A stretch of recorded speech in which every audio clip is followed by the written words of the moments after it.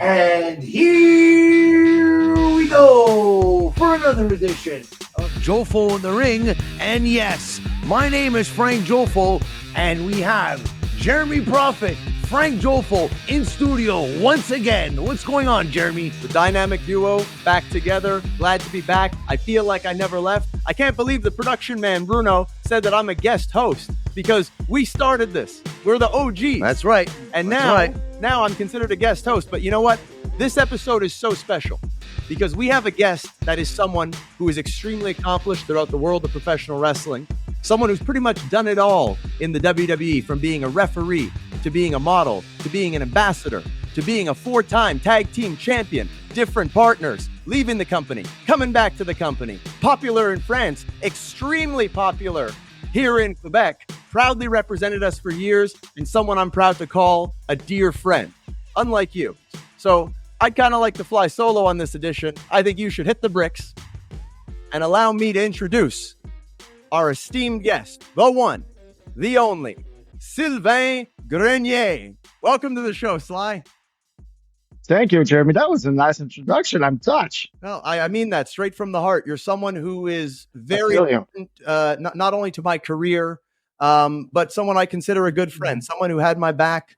Well, we spent so much time together, Jeremy. It was crazy. Yeah, I mean, there are very few people that took the time to help me in this business as much as you have. When people ask me, you know, who trained you, who helped you in wrestling, you're always someone that I mention. Even though I had already learned how to wrestle, when I went to your wrestling school in, around 2008, 2009, when you opened it, you taught me so much more than I knew and helped me to become a much more complete performer and to understand things that I would have never been able to understand even through years of working the independent scene. And that was one of the reasons why I went to your school, because you were one of the only ones we had here that had been to the WWE, that had learned from the very best in the industry. And regardless of what anyone thinks, I mean, the WWE, that's as good as it gets when it comes to pro wrestling. And I knew the only person I could learn that from here was you. So I guess it's an appropriate way to start by just saying thank you for all that you did for me in my career. My pleasure. But the funny thing is, I didn't know I was going to like being a teacher, but I found it very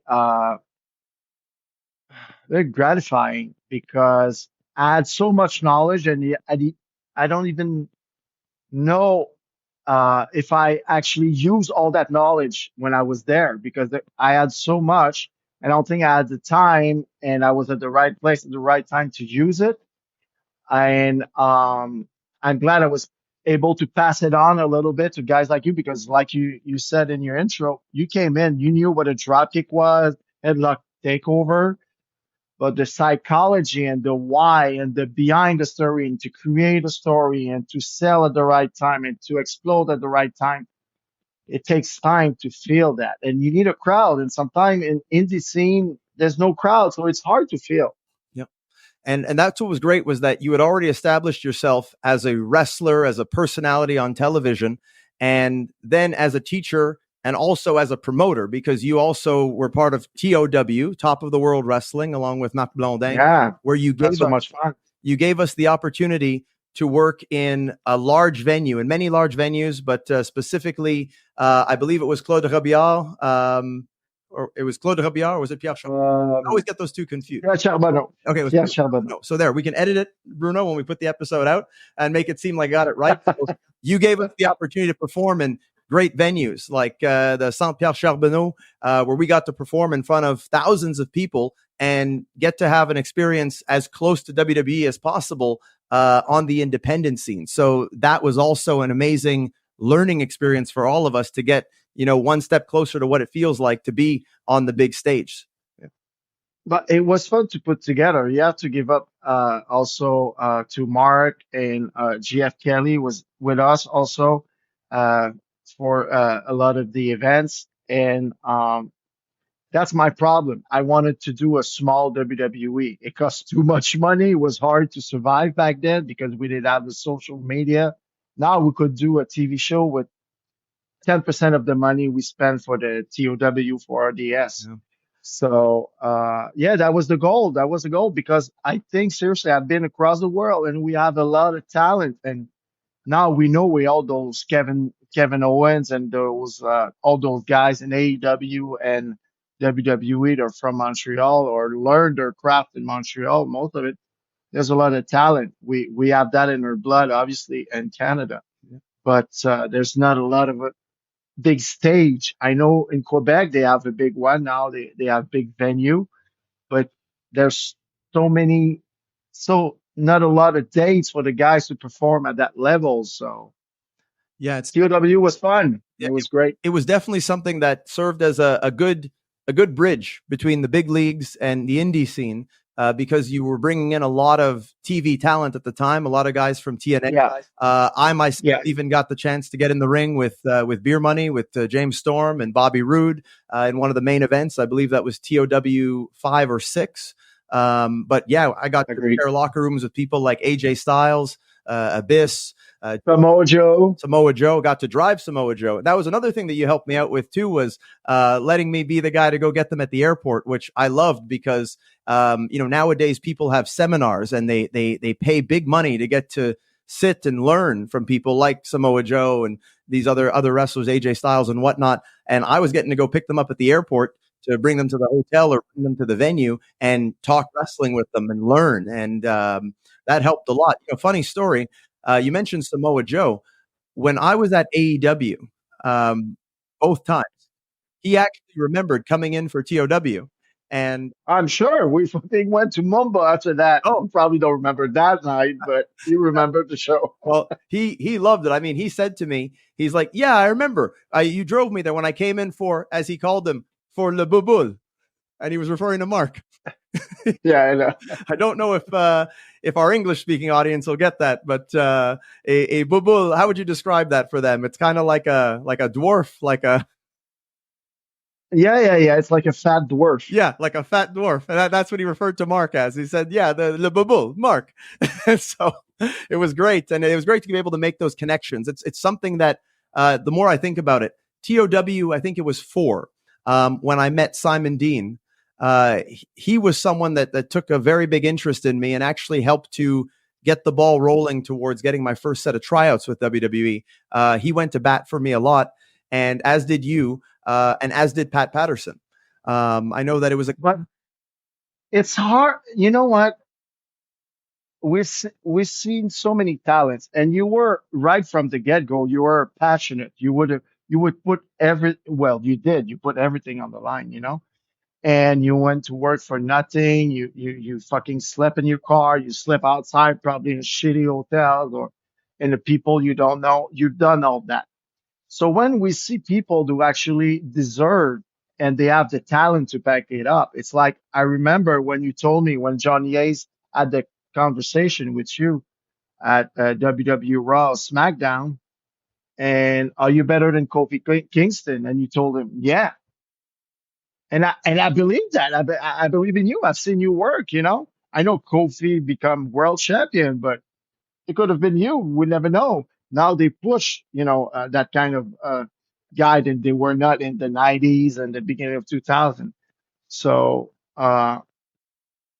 it's so sad. Then some guys don't have that chance than others get, and they don't have that passion. Yeah. So, but you're still young and you're still passionate. But even if it's tough tomorrow, you did more than 99% of the guys. You worked with all the best pros. You went. Did you go to Europe a little bit in Japan? actually no, never did Europe and Japan, but it's in the works. It's in the works. But there's no lot of shows there. That's the thing, Show with money. They have to buy the planes and pay the boys. It costs so much money. So it's hard for promoter in Europe to bring guys over there. But Japan could be an option because I see your style will meld over there, or AAA down in Mexico. You went to Puerto Rico, right? I've had offers, but that did not pan out. You never been? No. Mm. I've mostly done North America. I've mostly done Canada, the US, so wrestling, but my focus was always on WWE was always on I know. the big leagues. Now we have AEW also. TNA is still around. So my focus was always on North American wrestling. That's what I grew up on, much like yourself. And that was, for me, it's my focus is in one direction. I didn't know the business would change to where, because if you remember at the time, WWE, they weren't really hiring indie guys. They more want, and I mean, No, you yourself. they want guys like me. Yeah. They want guys like me. They want guys that did something before. They know what a fucking camera is, and they can teach the A, B, C, D, E, F, G. And the guy has to be an athlete, but they can find that in university, college football, hockey players, and I was a fucking model, but I was an athlete too. So they were looking for that. The hit factor was already a little bit there. Yeah. And they're gonna teach. Now they're going the opposite way. They with the indie guys, they brought the indie guys and they try to put the hit factor on it. Yeah. But the good things, and where I think guys like you missed the boat because you were just looking at WWE. Look at Kevin and all those guys. They just work for working. They were trying to be the best at every show, the best thing ever, and they tried to pop each other so the performance was better and better. So they got a crowd with the web getting bigger and bigger with Facebook and Instagram. So they got a following. Yeah. Even before they start being somebody in WWE. So that's what brought them to WWE, because social media, WWE was not too good with it. And those guys brought millions of people, millions of new watching. And it was an audience that WWE never touched before. Yeah, no, definitely. There was a change in the business. I think it started when they launched NXT as its own brand, because before NXT was just a side project they were doing with guys they were calling up from the old FCW. And my time period where I had my tryouts, 2010 to 2012, was right when it changed from FCW to NXT, changed from we hire anyone we see something special in to we're hiring independent wrestlers that have a big following. As you said, it didn't matter about what you looked like or your work, just that, you know, you were someone who was serious and had built up a reputation for yourself. So yeah, there was that change that happened. And had I known it was going to go in that direction, definitely I would have put more of a focus on trying to wrestle in as many different places. It, like you said, if you knew, but if we knew before everything, we will, make it better. But that's why that's why it's so weird. Those guys made it and they don't look like WWE superstars. Yeah. They don't.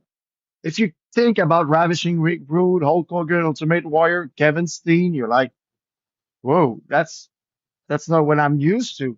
The Rock, Stone Cold, Jake the Snake. So they create a new,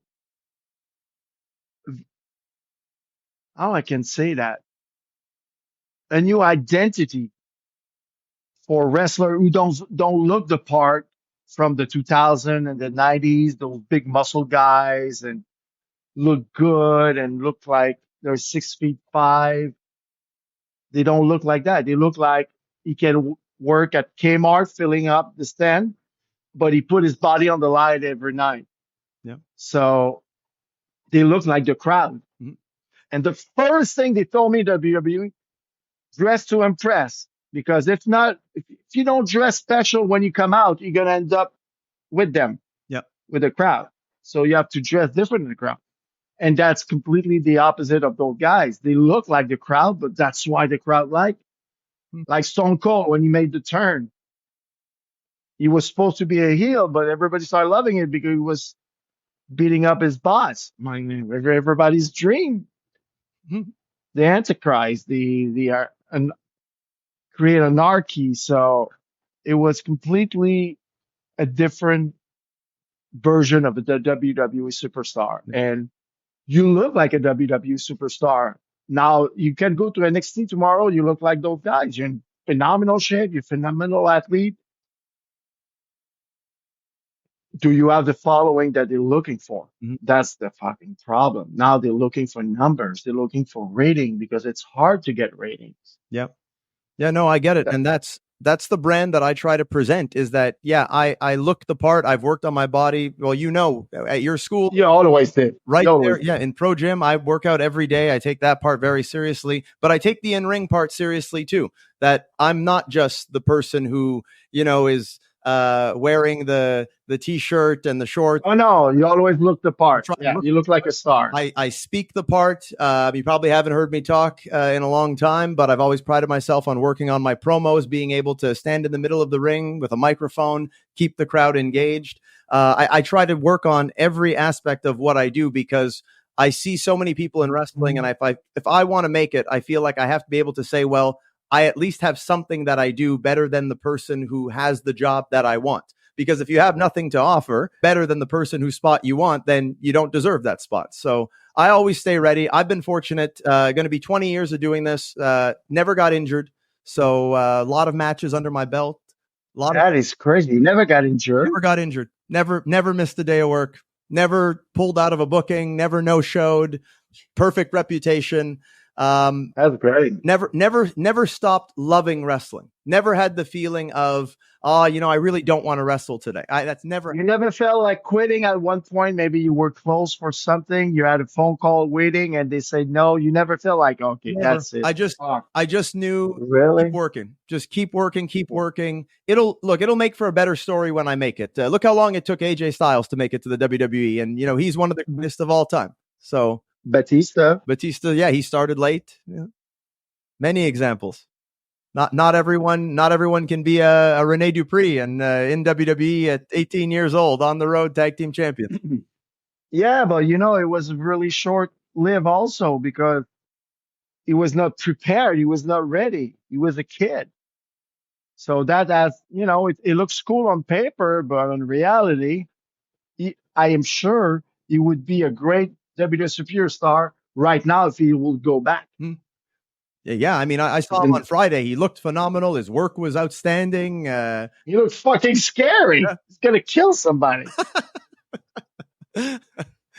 He's in phenomenal shape. He fucking trained like a maniac. Well, he always did, but especially since I would say the past year or so.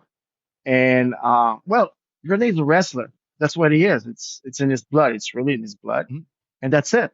He never worked a day of his life doing anything else. Yeah. He never worked at a gym. Never worked for a company. Never sold shoes. Never pumped gas beside his own. Never. It's a wrestler. So he had an incredible career in Japan. Then we didn't hear about it here, but he did phenomenal over there. He did great in WWE for the time he was, but it was too young. You cannot give that to an 18-year-old. It never works. Never works. So I wish he would have another break. I think is he 40 or 39, 38? I think he's still young. He's 40. Yeah. So he's 40. Yeah. So I wish he could catch a break, and it doesn't have to be WWE. It can be NWA or I don't see a style AEW. I think ROH would work. He's a big guy. He would be a phenomenal champion anywhere. Yep. And he knows the business and fuck. Yeah, no. But everybody has different story, He was there. He got let go because he fucked up. You tried to get there. You would have done everything. You never fucked up anything. You never got hurt. It's fuck. Yeah, no, it's not always fair. It's the way life is. Like I said, I feel it'll all make a better story once I achieve the things that I want to. It's just about making enough people know who I am. Like you said, getting that following. That's one of the reasons I do this show. One of the other reasons I do this show is because it gives me the opportunity to speak to a lot of legends in this business. I'm not sure if you're familiar with our many episodes, but we've had tons of people that you've shared locker rooms with, some big names like we've had Sabu on here. We've had Devon Dudley on here. Actually, I want to talk about the Dudley Boys a little bit later on in the show because you've had a lot of great matches with them. Had Renee on the show already. It took me a couple of years, but I finally tracked you down, and now we get to share your story, which I do want to share your story because I feel it's a very interesting story and not many people know about it. What was your path to professional wrestling and then WWE? Well, before it started for real, I was at the airport in '99. It was September. Attitude I Era. just got it before that. Yeah, yeah, Attitude Era. But I was not watching wrestling at the time. I was a model. And I just got a call. They want me in England. I have to go to do a tour in Europe. I'm getting contracts. My mom drives me to the airport and she's like, "Yeah, Sly, what are you gonna do if modeling doesn't work?" Blah, blah, blah. I just quit my job. I just quit what I had going on. I said, "Mom, don't care. If modeling doesn't work, I'm gonna become a wrestler." I just said that like that because for me, all my life was always if I want something, I can have it. And I remember back then there was the power plan. Do you remember the power plan? WCW, yes. I was like, hey, I just go there, you become a wrestler, right? It sounds easy to me. So I went in Europe. I stayed there for an entire year. I came back. I keep doing what I was doing. And Tough Enough came along. You remember Tough Enough 1? Of course. It's funny. The other day I had lunch with Maven in New York. Yep. First winner. So, yeah, him and Nidia. So yeah, that was my first touch with WWE. I went to the audition. It used to be WWF Cafe downtown in Times Square. And I went in line. There was probably 2,000 people there. It was crazy. And I met Kevin Dunn, Taz, Al Snow. I think, what is his name? There was another producer I can't remember.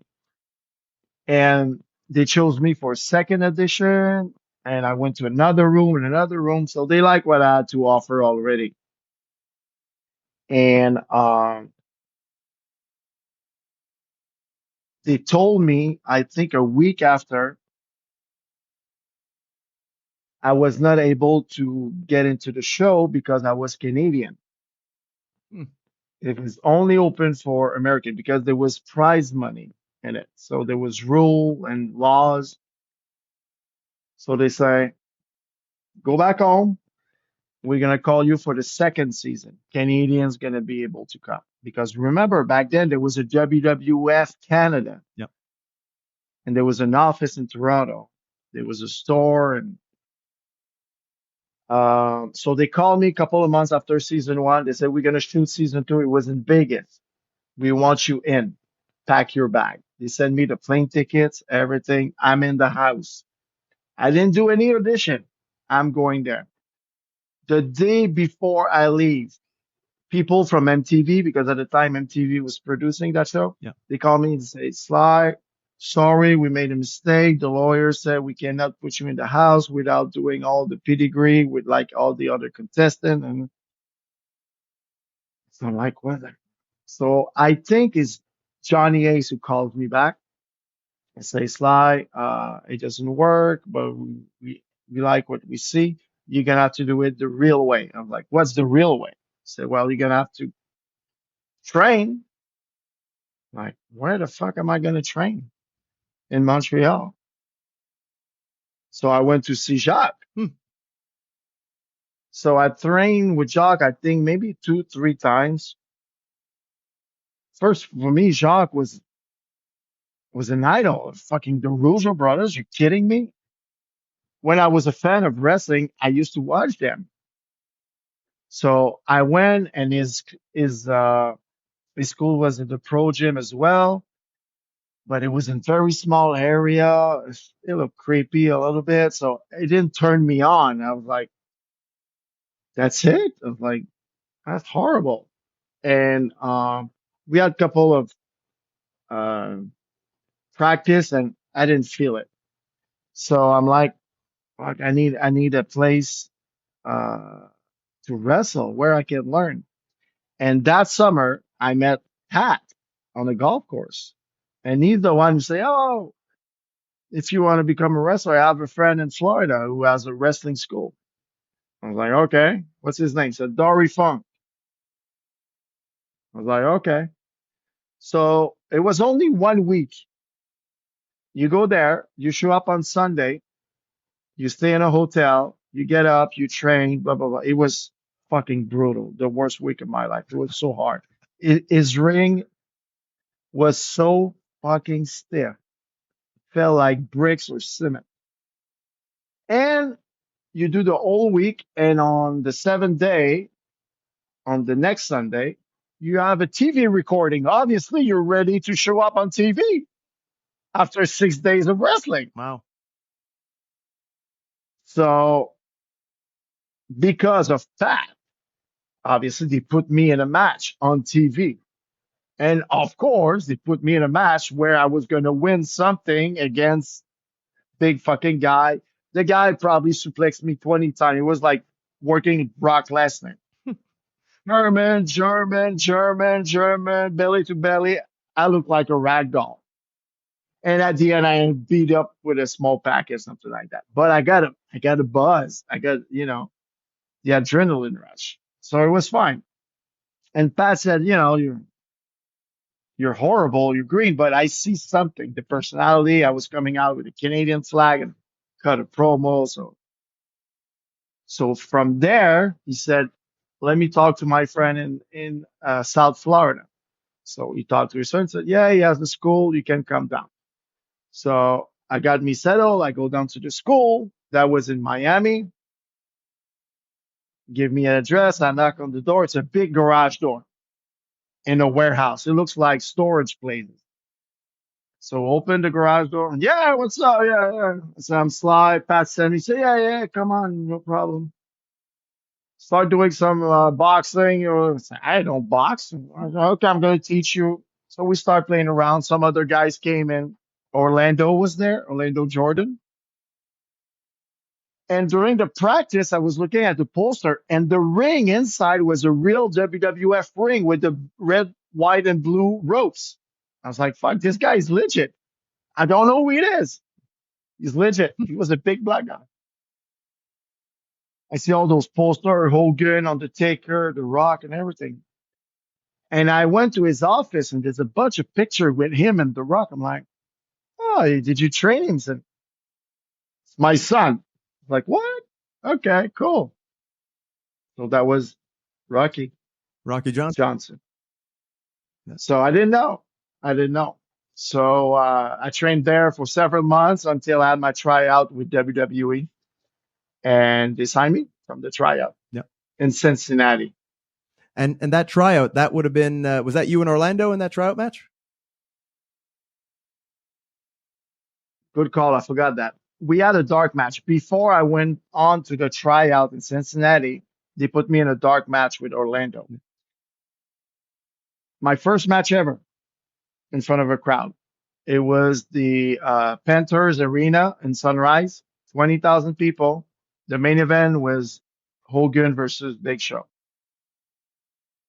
And the first match was me versus Orlando. And I was the heel, so I came out first. They booed me, so it was great. I felt good. The match went good because Orlando was already phenomenal back then. Yeah. And we had the chance to practice the match. So it went great. They liked what they saw, so they said, okay, Sly, we're going to bring you to Cincinnati for the tryout. So because of Orlando, I got a tryout to Cincinnati. And that's the one they signed? And yeah. But there was a bunch of WCW guys over there back then. It was Horseshoe, Stasiak, Sean O'Hare, Mark Jindrak, bunch of big guys. Renee was there. So I think this is when they saw me and Renee. They were like, both speak French, both look the same. Renee didn't have any tattoo back then. So I think this is where they made the plans for the tag team, because after that they went so fast. They signed me up. I moved to Louisville, and we were tag team champion after 2 months, I think. So yeah, it was quick. It was very quick. It's amazing how that happens in wrestling. No two paths are the same. No, I remember the first time I saw you was I think even before you did the ref angle at No Way Out in 2003. It would have been at a Raw in Montreal. You actually, no, before that, it would have been at a SmackDown in Montreal. I think it was the first SmackDown to ever come to Montreal, and you wrestled Christian in a dark match. Whoa, good memory. Yeah, I have an you remember I have an insane memory. That's not I having. worked Christian in Quebec the night before, and it went so good, but the ref fucked up the count. So the ref at the time was Teddy Long. He got the heat, but it was so good. We did that match in Montreal. Yeah. And Christian even worked twice on that taping because they had him and Test team up on Velocity. I found that strange that he did the opener with you, and then a few matches later, him and Test wrestled Devon and Ron Simmons. I think That was Pat uh, asking a favor to Christian, I'm sure. yeah. So what are your thoughts on Christian? I'm just curious. As a wrestler, he's going to be challenging for the AEW World Championship at AEW He's, next. he's one of the greatest. Yeah. Because it doesn't look like Sting or like Sluger. Oh, he's not, but working wise, and I think he reinvented himself everywhere he went. He's one of the greatest. He can work with anybody. He can make everybody look good. He can be a phenomenal babyface. He can be a phenomenal heel. He's legit, phenomenal worker. He can make everybody look good. Phenomenal. He actually is one of my favorites, one of my all-time favorites. His matches, I always find they tell a great story, and he has this thing about him in matches, and it brings me back to the match with you, where every time he loses, I believe he's going to win, and every time he wins, I believe he's going to lose. And on that night, I remember watching the match and really just believing, okay, you're going to beat him, and I'm watching the match go on. I'm like, yeah, he's the local. This is just to pop the crowd. Montreal boy gets the win over a heel. And I think he was still doing his like crybaby temper tantrum gimmick at the time. Yeah.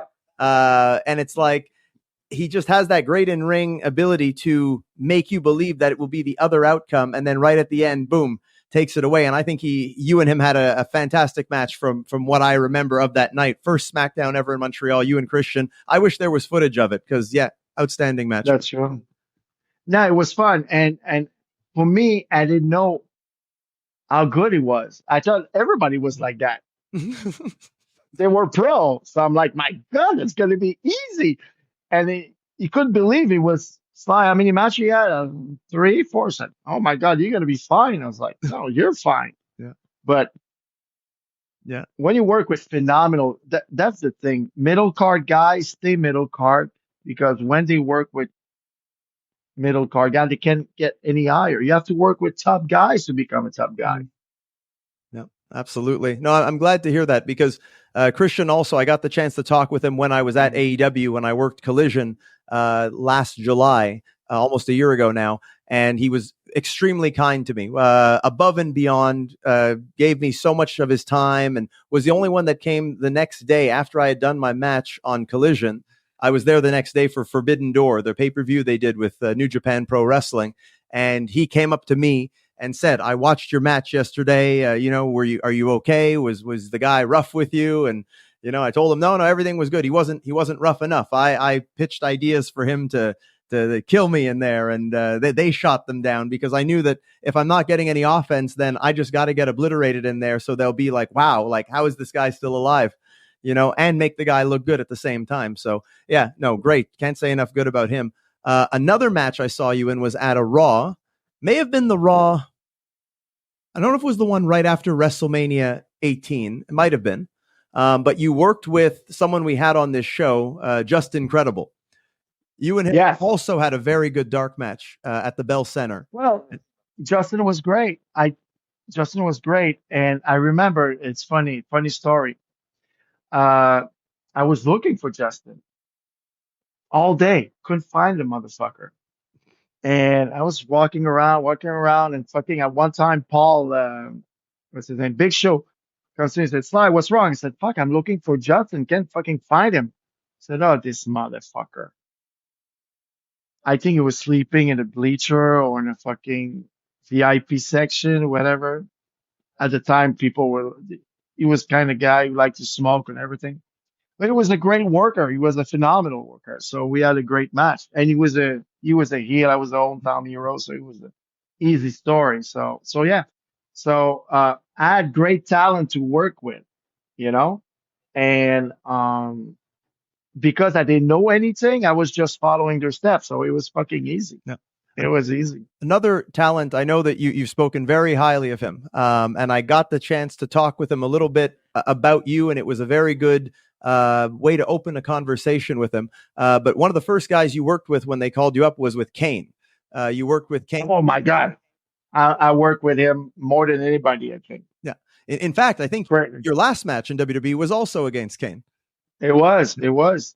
And I remember when I went to my first tryout there in 2010, I had really wanted to talk with him, and he was kind of a loner backstage. And I went up to him and I said, very quiet guy. And you'll like this story. I went up to him and I said, hey, I'd love to get any advice that you have for me. I'm here. It's my first time ever doing a tryout at TV. And he responded by saying, oh, well, I'm one of the old guys. It's today's wrestling is so different. I'm probably not the best guy to ask. And he kind of went on his way. And I said to him, well, Silvain Grenier, who's one of my trainers, he always spoke very highly of you. He said you were one of his favorite people to work with, and you were always someone that gave him very good advice. And he stops and he turns back and he's like, really? Sly said that about me? Okay, I'll sit down and talk with you then, kid. And oh, that's cool. We sat down, and that was because of you. So what were some? Well, yep. Glenn was now he's a mayor. He's in politics because he likes to give, and I'm glad I was the door opener for that. But he was so good, and at the time I had the luxury. He had the mask, so he was able to speak as loud as he could to help me during the ring because he's a big fucking guy. If this guy falls on you, he can kill you. And me, okay, I was an okay sized guy, but not compared to Kane. And for me to get offense on him, I have to be creative and have to make it believable. And he was always, come on, one more, kick me harder and make it. So he was always very helpful behind his mask. And he was a nice guy to be around because he's not a loud guy. He's just there to do his job. He's good at it with you. He has a great character. So wherever you're a face, he's a face or a heel, he's established. So I was always a heel. He was always a face. But it's easy to work with a character. Like people want to see him, want to see the fireworks. So it makes my job easier. I just have to make his shit look good. Don't hurt him. And if you do that, it's going to make you look good because if he bump once for you, you're a strong guy. You're phenomenal. You get heat. So yeah, I worked so many times because he was in a tag with RVD when I came up. And after that single match, I worked a lot with him too. His fucking glove thing so much. He used to goggles. Man, Glenn, wash yourself. I'm sorry, Sly. I know it fucking stinks. Man, put fucking Clorox on it. Brutal. It was awful. But we had so much fun. Wow. We had so much fun. He was great to work with. So smooth, so professional. If I remember correctly, is it true he was the first one to get you to do a missile drop kick off the top rope? That was Christian. Oh. But that was Christian. But he's the one who said we should do it on TV. He said, Sly, do you do a missile drop kick? I said, yeah. He said, okay. And you should see the bump he took for me on TV, or I think it was a pay-per-view. He went across the ring for me. I fucking laid his shit on him because he's a big guy, but he took a bump for me like phenomenal. And I was so pleased because, if he wants, he just sidestep me and makes me look stupid. Well, he must have liked it. But he was but he's generous. Well, it's a give. Wrestling, it's a give. So, you give your body to him. Yeah. He's going to give his body back if he feels then you deserve it. Yeah. So I was lucky. And we had a good relationship. That's a great segue. We've shined you up quite a bit here. We got to actually get into the heat of this if we're gonna pace it like a wrestling match, because we've talked about some of your favorite people to work with. I've loved the stories. Those are all awesome people in my book. So I have to get your version of this because we've had Devon on the show, we've had Renee on the show, and just putting those two pieces together, you probably know where I'm going with this. There is an infamous story of La Resistance working with the Dudley Boys. Now, I was told that somebody kicked out of the 3D. So I'm not remember if I kicked out or I wasn't there for the finish, but something went bad. Probably a kick out. So we're probably going to put together a video where we get everybody talking about it. And if ever we can get Bubba on the show, Bubba's the only one we haven't been able to track down. So maybe getting all three pieces, we can get his version too. But Devon seemed to be very adamant that it was Renee, because when I said the story, I thought it was you that kicked out of 3D. Renee said it was you that kicked out of 3D, and Bubba was very upset because they're very protective of the finish, and they say that nobody's kicked out of it. I think only in TNA that one of the Motor City Machine Guns kicked out in the last match. Yes, Sly? I think everybody was right. Everybody was right? Renee kicked out because I didn't save him. Okay. Something like that. Because, and I'll tell you why, because Renee, I think, said that you didn't kick out and Bubba was mad. And we have the clips anyway, so we can go back and put it all together. And Devon was saying how, no one ever kicked out of it. And I said to him, well, I heard one of the guys from La Resistance didn't kick out. I heard that Silvain didn't kick out. And he was very adamant. He said, you go tell Renee that he did not kick out of 3D.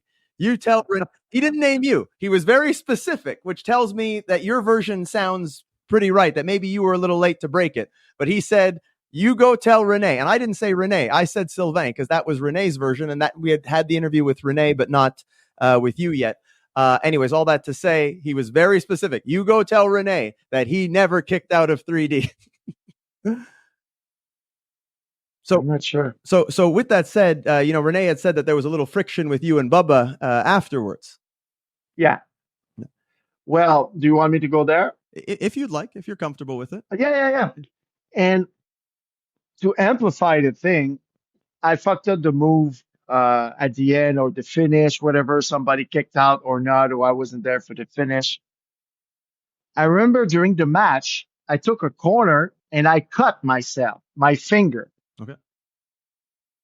And I was getting beat up during the shine or wait a second. I think okay. I get cut off, so I'm bleeding a lot from the finger. Mm-hmm. So no drama, keep the match.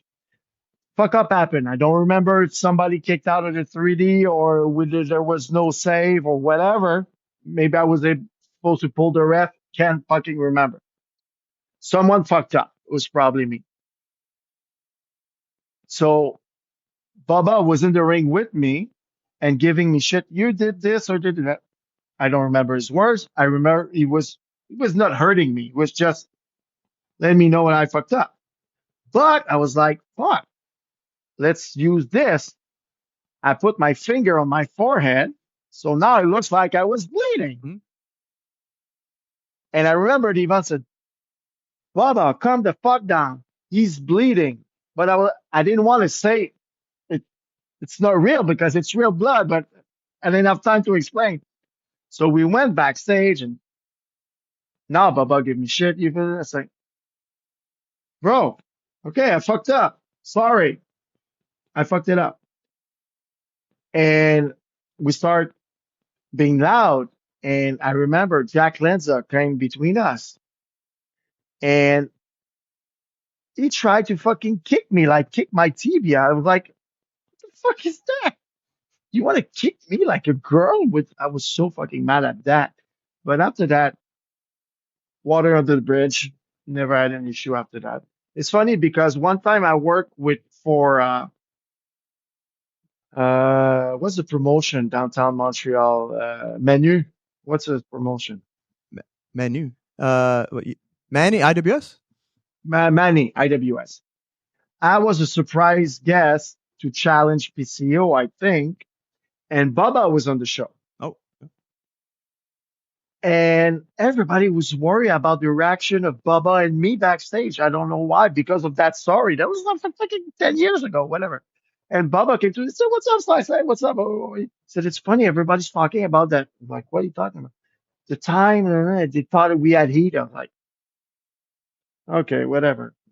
We had 100 matches after that incident, you know? So, yeah. fucked up more than once. Maybe that time was the 30, so he was mad. He didn't tell me. I didn't like it because I don't like to be slapped around. I told him and I screamed at him. He screamed at me. Exactly as I can. He tried to kick me. I was even madder. And that was it. Nobody fought anybody. The next night we still worked. We did the thing. It was fine. And you had, I mean, a lot of great moments in WWE in your teams, both with Rob Conway and with Renee. I saw you win the tag titles here in Montreal. You had a fantastic match with Edge and Chris Benoit, if I'm not mistaken. You know what? And Benoit was world champion. Yeah, was tag team and world champion. Yep. I remember that. And it was the opening match on Raw, and you won and had the big celebration, went through the crowd. You and Rob Conway. It was that was great. What are your memories of working with both of them, with Edge as well as Chris Benoit? We can talk about him here on our show. Yeah, we can. I think they're going to start talking about him again. But Chris was phenomenal, and people don't know Chris was born in Montreal. Mm-hmm. He was born in Ville-la-Salle, and the motherfucker spoke French. That's where we're based out of. We are based out of Ville-la-Salle right now. There we go. So, and the funny thing is that day I went to do some radio show with Chris Benoit, myself. There was somebody else from WWE who was with us in the limo, driving us around. And we went to a school, did a speech about kids and things. School don't do drugs. They're all shenanigan. And me and Chris used to travel together, so we were close. And we were at the school, and he never spoke French to me, ever. Never spoke to the kids in French. He was from there. I didn't know back then he was from there. It happened during the match because the whole day we didn't know we were going to win the belt or even work on the show because they were not sure the reaction because we were healed back home. They say the audience going to get that we're in Montreal, blah, blah, blah, blah. They didn't want to affect the ratings and the story. So finally, at around 4:30, 5 o'clock, they decide they're going to do the switch and we're going to win the title. And we had a long match, a three segment match. And so we put it together and everything. And I remember during the match, I was so tired because I was so nervous before the match. And I got in the ring, I was blown up. I was like looking for her, and like, my God.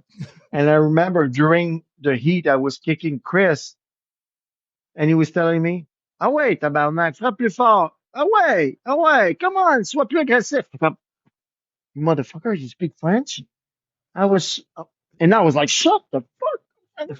I remember, like it was yesterday. Wow, that was so funny. Wow. And yeah, we had the finish, and it was great. And we beat the world champion and the tag team champion. But yeah, Edge, phenomenal worker, so smooth, so easy. That's another guy when he's a baby face, so loved. And Chris, I love working Chris because I feel that they have to be soft. That can be a little snug, but it was all a work. He was so professional and so intense. Barely touch you, but it looked like he killed you. Yeah. It was fun. I love working with Chris. That's great to hear. And I want to get into your singles run after that because it wasn't too long after. Well, unfortunately, you had a bit of an injury too to your neck, and then well, the time frame is all messed up because I broke my neck after well, it was broke, but I took time off after SummerSlam. SummerSlam, the first year, 2003. This is when Rob took my spot because Rob was the third guy. He was just an army guy. He was supposed to go back on his way after that. But we kept him as La Resistance because I had my neck. So I was out for about 5-6 months. And I was getting ready to come back. But there was talk inside, are we going to fire Sly? Do we need him? Now Rob's doing the job. They didn't do nothing. They was just jobbing for the past 6 months. They didn't do much. So I heard the rumors, and I called GR. It was in charge of talent. Said, "Hey, GR, it's WrestleMania 20. I'm still wrestling fan. Can I take the weekend off because I was in OVW rehabbing, and I said they did not put me on the show over here. Can I fly myself? I pay my own fare, I pay my own tickets for WrestleMania, I pay my own hotel just to see WrestleMania 20 at Madison Square. It's special. Said yes, fine, no problem, you can come. So I flew myself on Friday. So my whole purpose was just to make myself see there. That was alive. Yeah. I was well, and I was fucking jacked. Hmm. So I was like, so I remember I was in the green room on Saturday talking with all the boys who were doing interview and going to do appearances, and they were doing the autograph session at World, and someone gave me the hardest slap in the back of my neck I never had in my entire life. It was so hard, like that person want to kill you. But good thing I'm not a nervous guy, and I'm not, I'm very mellow. And I turned around without selling it. I was like, "Hey, what's up, Vince? How you doing?" Yeah, I'm doing good. That was Vince. That was the test. Following Monday, I was back on TV, Wow, look at that. and they were trading Renee to SmackDown. Yep. And that would lead to your singles run where you debuted what I No, back on that started the run with Rob. with Rob. Oh, okay. Okay. Yes, because I was only with Renee a couple of months. Yeah, it started Renee's singles run where he had the dog over on SmackDown, and the as he said, the only storyline he was ever booked in singles was him and John Cena for the United States Championship. But yes, it did start your run with Rob. But then eventually you'd end up on SmackDown doing the model gimmick where you were all in white. Yeah, a character that I personally feel had a lot of potential. A lot of good potential. Agreed. I also think you had the perfect rival in Bob Holly and Hardcore Holly at the start of that. And I go back and I watch that again, and I'm like, this is very entertaining television. You two are like a perfect match, character wise and everything. And I really feel that gimmick. I don't think you did it too long, but I think it had a lot of potential. I actually think you could have easily been, a United States champion, even challenged for the world title under that character. What are your thoughts on that gimmick and how it came about and came together? Well, the gimmick was just a me turning up from the model because American or ignorant American, like I used to call them. You're a model, you're feminine, you're gay. I'm like, no, no. So Vince wanted me to be more feminine. I'm like, Vince, get off this shit off your head. I'm not Rick Martel. I'm not going to be pointy. I'm not Rico. I'm me. I'm a fucking ladies man. I bang out your diva. So stop with that shit. I cannot do it. I cannot play it. I won't be good at it. Let me do my thing. So I did an entrance. I remember we did a dark match. I went to the truck, do this with the light, do this with the music, boom, boom. And I remember I said, please, I went to see Steve Lombardi. I said, Steve, go in the stand. Tell me what you think. You've seen a million entrances in your life. Tell me what you think. And I did my entrance. I did my whole thing, my kind of walk, catwalk, turn around. It was not perfect, but that's all I felt that moment. And I remember after the match, Steve said that was one of the best entrances I ever seen because the light and everything and techno music was new back then. They would not utilize that on wrestling programming. And you asked them. I remember you used the song "The World Is Mine," and then I love that song. It's a great song, and then it led to people talk about Jim Johnston and his ability to create great songs, but I actually think he created one of his worst pieces of music for you with "The World Is Silvan." It was horrible. Yeah, no, I think they didn't give a shit. They didn't care, and they couldn't do something better. Just to repeat the world, so they didn't put any attention behind it. And the model, I work with Bob. It's actually Bob who went to bat for me, who wanted to work with me, work a program with me, because we worked in house show at one time, and we had such a good chemistry. He said, "Sly, I love working with you. I like it. You bring it and stuff." So we started the gimmick, and I remember I can't remember what happened backstage because so many incidents happened backstage, but I got into backstage heat with Johnny. I screamed at Johnny Ace because of a finish, something stupid. I can't remember what it Well, was, I think and I lost. I think you might be thinking of more when you were the ambassador over the TKO with Tech. Yeah, but it was another thing. I can't remember what it was for the model. I did something wrong, Oh, obviously, to lose my push. I can't remember what it was, and because I had a great thing with Bob Holly, we had a with Bobby paper, Lashley too. yeah, Bobby Lashley a little bit, but yes, I can't even remember what it was. Something I did, something I say. Anyway, Yeah. or it was not work. Oh yeah, I remember. They used to pay models, girls, to come around the ring, and they want me to interact. They were paid actresses Hmm. to interact with me, and they want to touch me, and I'm kind, no, no, no. Anyway, so it didn't work. Big story short, it didn't fucking work. Hmm. So I was off TV for a little while, and they brought me back as the ambassador. Ambassador. No, not true. They brought back me and Renee as La Resistance for ECW. No, you were the ambassador first. Before Yeah. You were the ambassador. You debuted against I believe Tatanka. Jimmy Wang Yang. Maybe on TV it was Tatanka. I'm pretty sure you were the. Oh, Tatanka. Okay. They ran some of the greatest vignettes. Regardless of what anyone thinks, I love the vignettes that you did for the ambassador. Ah, I know you said you didn't like the dialogue that Vince had given you with words that you. slide. Truculent world. Truculent. I was like, why? What the fuck does that mean? Yeah. It I didn't actually know. the word trunculent actually I believe it means like it represents violence. It's Yeah. like when Chaos. a sports team adds a lot of goons, they're adding a lot of trunculence to the team. So yeah, So yeah, the verbiage was very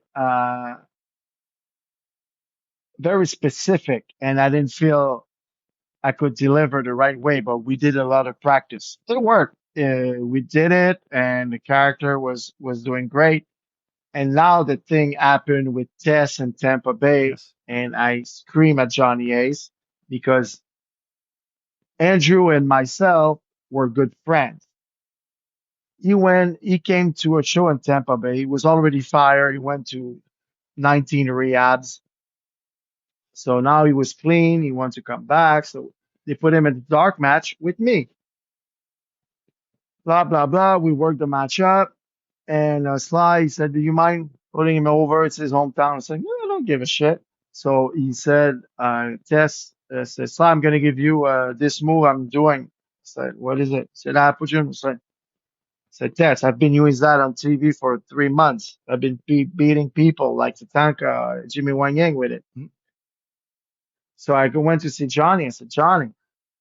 He said, don't worry. Tell him to give you the big boot. I said, okay. Big boot. I said, perfect. So we do the big boot. We had a great match, by the way. Mm-hmm. It was fun. I remember. And he got his job back. And they put him on ECW. Yeah. So he wants to do his TKO. And ECW was taped before SmackDown. So he did a couple of weeks after that match. He was on ECW, tried to establish himself as a big guy. TKO 1 or 2 job guy, local guy. He had a good reaction. He's a big heel, jacked up. I'm coming out with the ambassador, probably do the same move to Jimmy Wang Yang or 1, 2, 3. I come backstage. Johnny A. Floyd, what the fuck? You did the same move. I said, Johnny, I told you. You told me it was 2 different shows. There was no problem. He said, that was a joke. I was like, that's not funny. What do you mean? and I scream at him at Gorilla. That wasn't good. So I lost a bunch of match in a row against Vito Mm. for that, and the push was gone.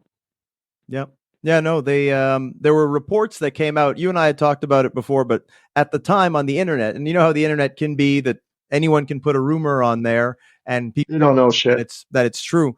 But there were reports, we could probably even find them, reports that came up online saying that I guess this incident happened backstage where you yelled, and people thought that it had to do with you wanting more of a push or not wanting to do a job, or something along those lines. I'm pretty sure we can dig up the internet reports, because I remember when you told me the story, I'm like, yeah, that makes sense that it would have been over the finish, but the internet reports said that you were lobbying for a push, and I can't help but think maybe that's a case of people seeing that on the internet, maybe people within the company, and then starting to say, oh, it looks like this guy, he's going into business for himself, or, you know, he's yelling in gorilla, he has an ego, he has an attitude, and then they put you on job duty. Wait a second, I'm a W fucking superstar. Of course I have an ego. Of course you need a fucking attitude to preserve against all those lions around you. Of course you have to stand for yourself. Who's gonna push for me to be up there beside myself? Who? Yeah. The Rock's gonna go there, hey, push lie. Stone Cold, Taker. No, they have their own shit to take care of. Yeah. So yeah, so I just didn't like the way Johnny handled it. Mhm. I didn't like. And I told him, and I wasn't happy. Did I do it at the right place in front of Vince and everybody? No, that was stupid. But I was fucking upset. I was just came out, my adrenaline was there. And Sly, I thought you were kidding. Whoa. Yep. It's not a joke. I'm a funny guy. I tell better joke than that. I was so upset. And I told him. So he grabbed me, he said, Sly, get out of here. Go wait in my office. So we went to his office, said, Sly, I should fire you right now. I said, okay, I understand. You shouldn't yell at me. And I said, I'm sorry. I was upset, but this is not fair. This is what happened. You told me. I said, okay, no problem. Yep. But my push was done. And it's unfortunate because I feel the ambassador gimmick had a ton of potential. I don't actually, your push may have been done, but there was still one bright moment, which was, even though they were jobbing you out, you had that match against Tatanka in Montreal. And to this day, I really believe that is one of the loudest pops, loudest reactions ever in the Bell Center. That was like the Montreal Canadiens winning a Stanley Cup. It was so loud. I was there, and your music hit, the video came on the Titantron, and the place absolutely exploded, and the reaction throughout the match was incredible. And it was one of the match because I was really comfortable with Chris.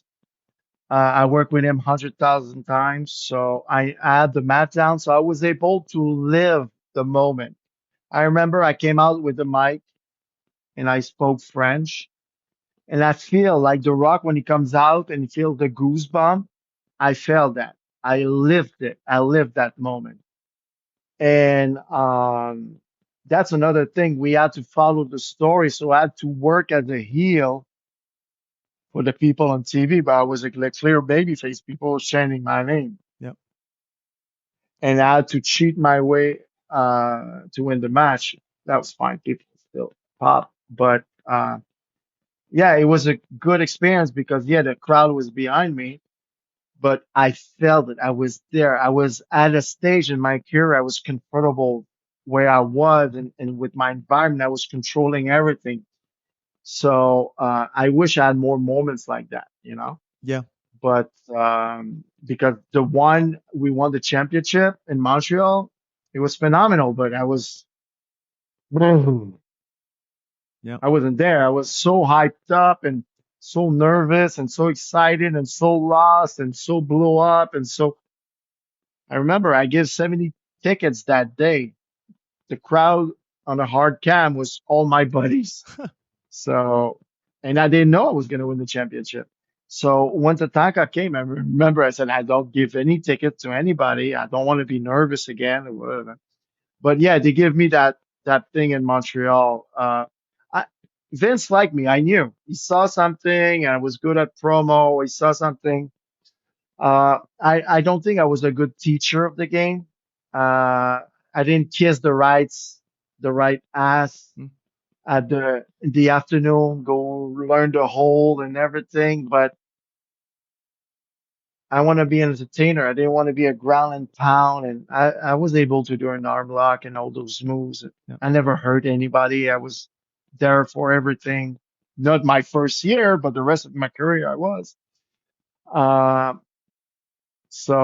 I guess I didn't, I was not a kiss ass, but I was not a good student of the game. I could have done so much more. But you were an outstanding teacher, and this is why I say I went to your school to learn these things. I remember you telling the story, for example, of the confrontation with Test and saying, how you could have done things differently. Now you learn that if there's an issue with somebody, you pull them aside. You don't do it in front of everybody. It's actually something I had in mind when I had an incident on one of your shows. I've never talked about it on this show in all the episodes I've done, but on one of the TOWs, the one that we did at Saint Eustache at a car dealership, I had a confrontation with Kevin Owens. He was on that show. We had worked together the show before that, and he had come out of his match very upset, and it was over an issue that we had in the previous match on TOW. And I had you in mind, just telling that story of you and Test. And I said to him, you know what? Let's just go over where we're away from everybody, and let's just settle this, me and you. And he actually didn't want to at first. He was still yelling and everything. I said, look, if I'm not going to stand here and yell at you, we can go over there. We can go over behind the building, just me and you. We can talk. We can fight. We can do whatever you want, but we're going to do it away from everybody, and we're going to settle it between you and I, just, like two civilized human beings, not like two wild animals, two barbarians here in front of everybody. And that was one of the lessons that I learned from you. I guess taking your life experience and being able to apply it to my own in this dog eat dog world of professional wrestling. And there's many, many examples that I could give of stuff that you taught me just through having conversations like this. Because you just finished your match, or Kevin Steen just finished his match. The adrenaline is running high. So you just, on the spur of the moment, nothing's going to make sense. Nothing smart is going to come out. You're not going to solve any. It's like fighting in a bar or on the street or road rage. There's no winner. Yep. Everybody lose. So I'm glad you did that, especially now that Kevin Owens has some pull. Yeah. And it was on your show too. So, Yeah. But and it's a good thing for everybody, and also uh for the owners, the CEO, the bosses out there. Don't scream in front of everybody. Mm-hmm. Don't do that. Don't bully your employees. You have a problem with an employee? Say, hey, Mark, come in my office, or let's go grab a coffee. Let's go take a walk, Mark. Let's go. Yep. And talk to him, and he's going to be more open to the discussion, open what to say. If someone scream at you backstage or in the office, you're not hearing anything. You're just hearing it's loud. Everybody's looking at me. What the fuck is happening? What did I do? Now I look stupid. I want to melt. He's not listening. You're just reacting. So nobody wins in those situations. So yeah, I'm glad you make the right decision. Mm-hmm.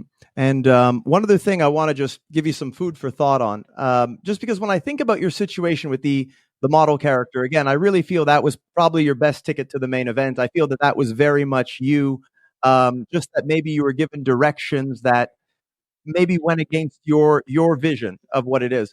I'll give you an example. So I saw an interview with Vader, Big Van Vader, and Vader had said Vince McMahon wanted him to be the Mastodon, that he didn't want to be Vader because he was Vader in WCW. He wanted to call him the Mastodon. And Vader said, I don't want to be the Mastodon. I'm Vader. I've always been Vader. I don't see why I need to be the Mastodon. And then he said, as he was older, that he thought about it. And he said, I maybe should have just called myself the Mastodon and made Vince happy. Maybe it would have helped him sell more merchandise of me. It would have just made him happy. Even if I didn't like it, I should have just made the old man happy. Do you ever reflect on that, maybe with the character, with the direction, to say that, no? No, because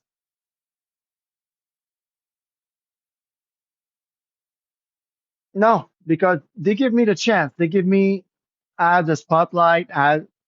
It didn't work. I didn't make it work. And the thing is that I was not smart enough back then. Same thing with the beret. I didn't fucking like the French beret when we started with La Resistance. We look fucking stupid. Who wears that anymore?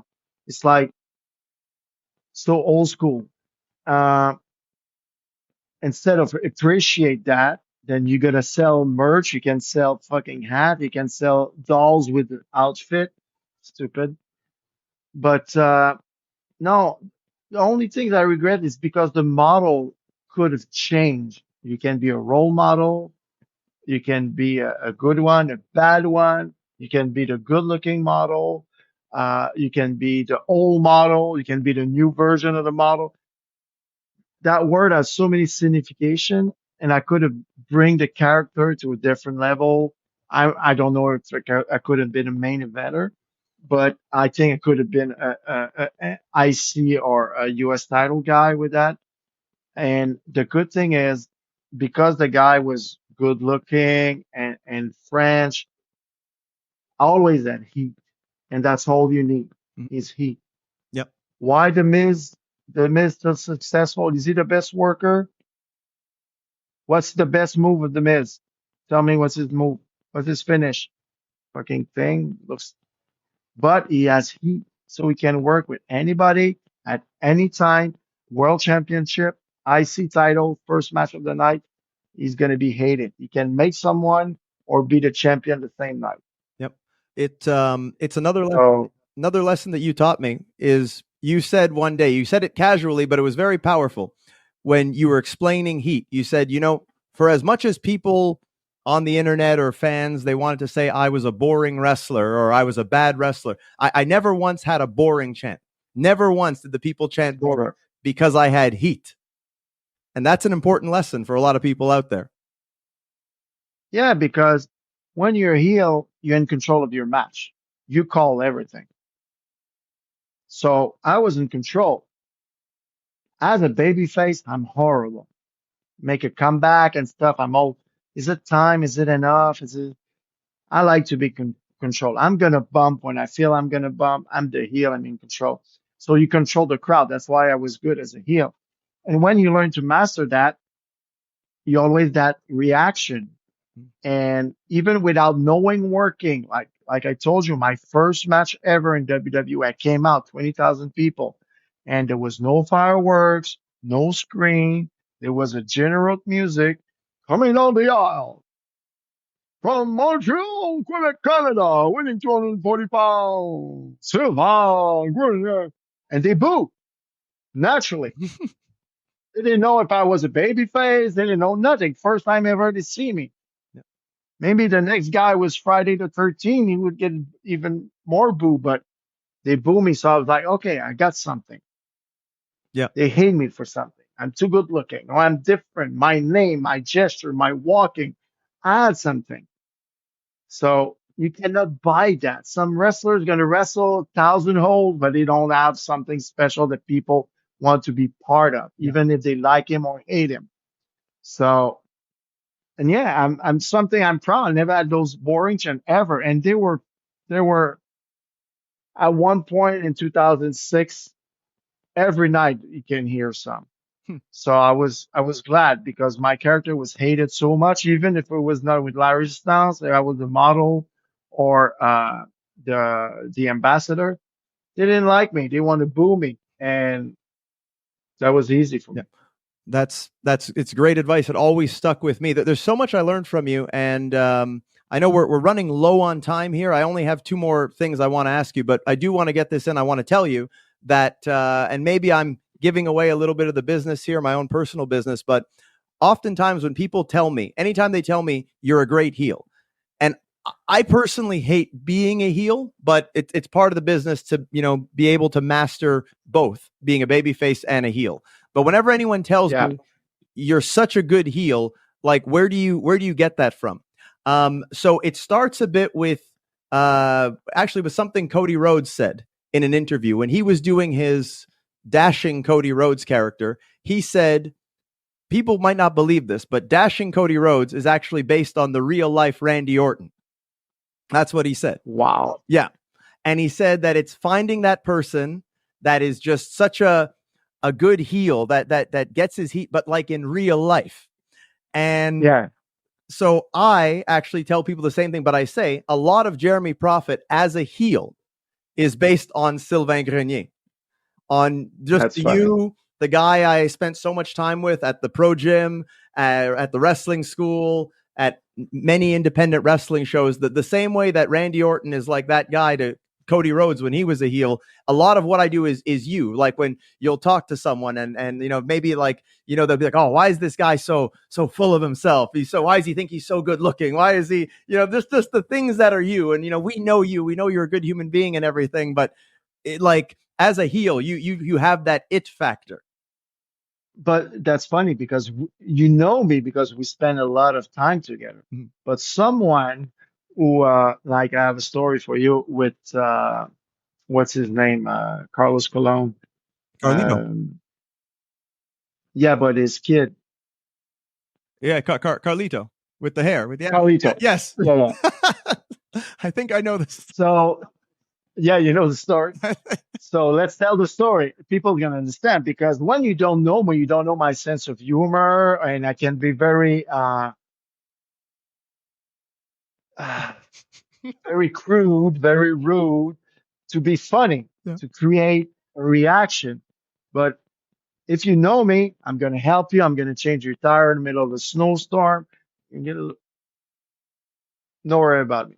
But you have to know me. I don't let everybody know me if you don't spend time with me. But just to tell you, Carlito's coming to TV. I don't think he's hired. I don't think he's on the payroll. And he was walking with his suitcase, and he was with a couple of boys, and he's going in, and he said, "This is the locker room?" I said, "Yeah." I said, "Okay." I said, "Wait a second." I said, "Did you see the sign?" I said, "Yeah." It says talent. What talent do you have?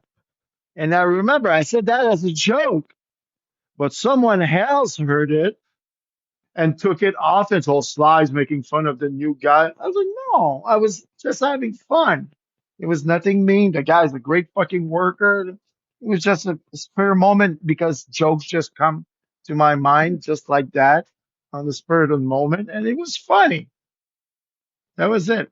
So, but people take it out of proportion and, oh, they like to make stories like, look at my face. If I was a bad person, I would have a couple of scars. I don't. So you look like you've aged all of 5 minutes since we were training people back in 2010. it's funny when I saw Maven a couple of weeks ago in New York.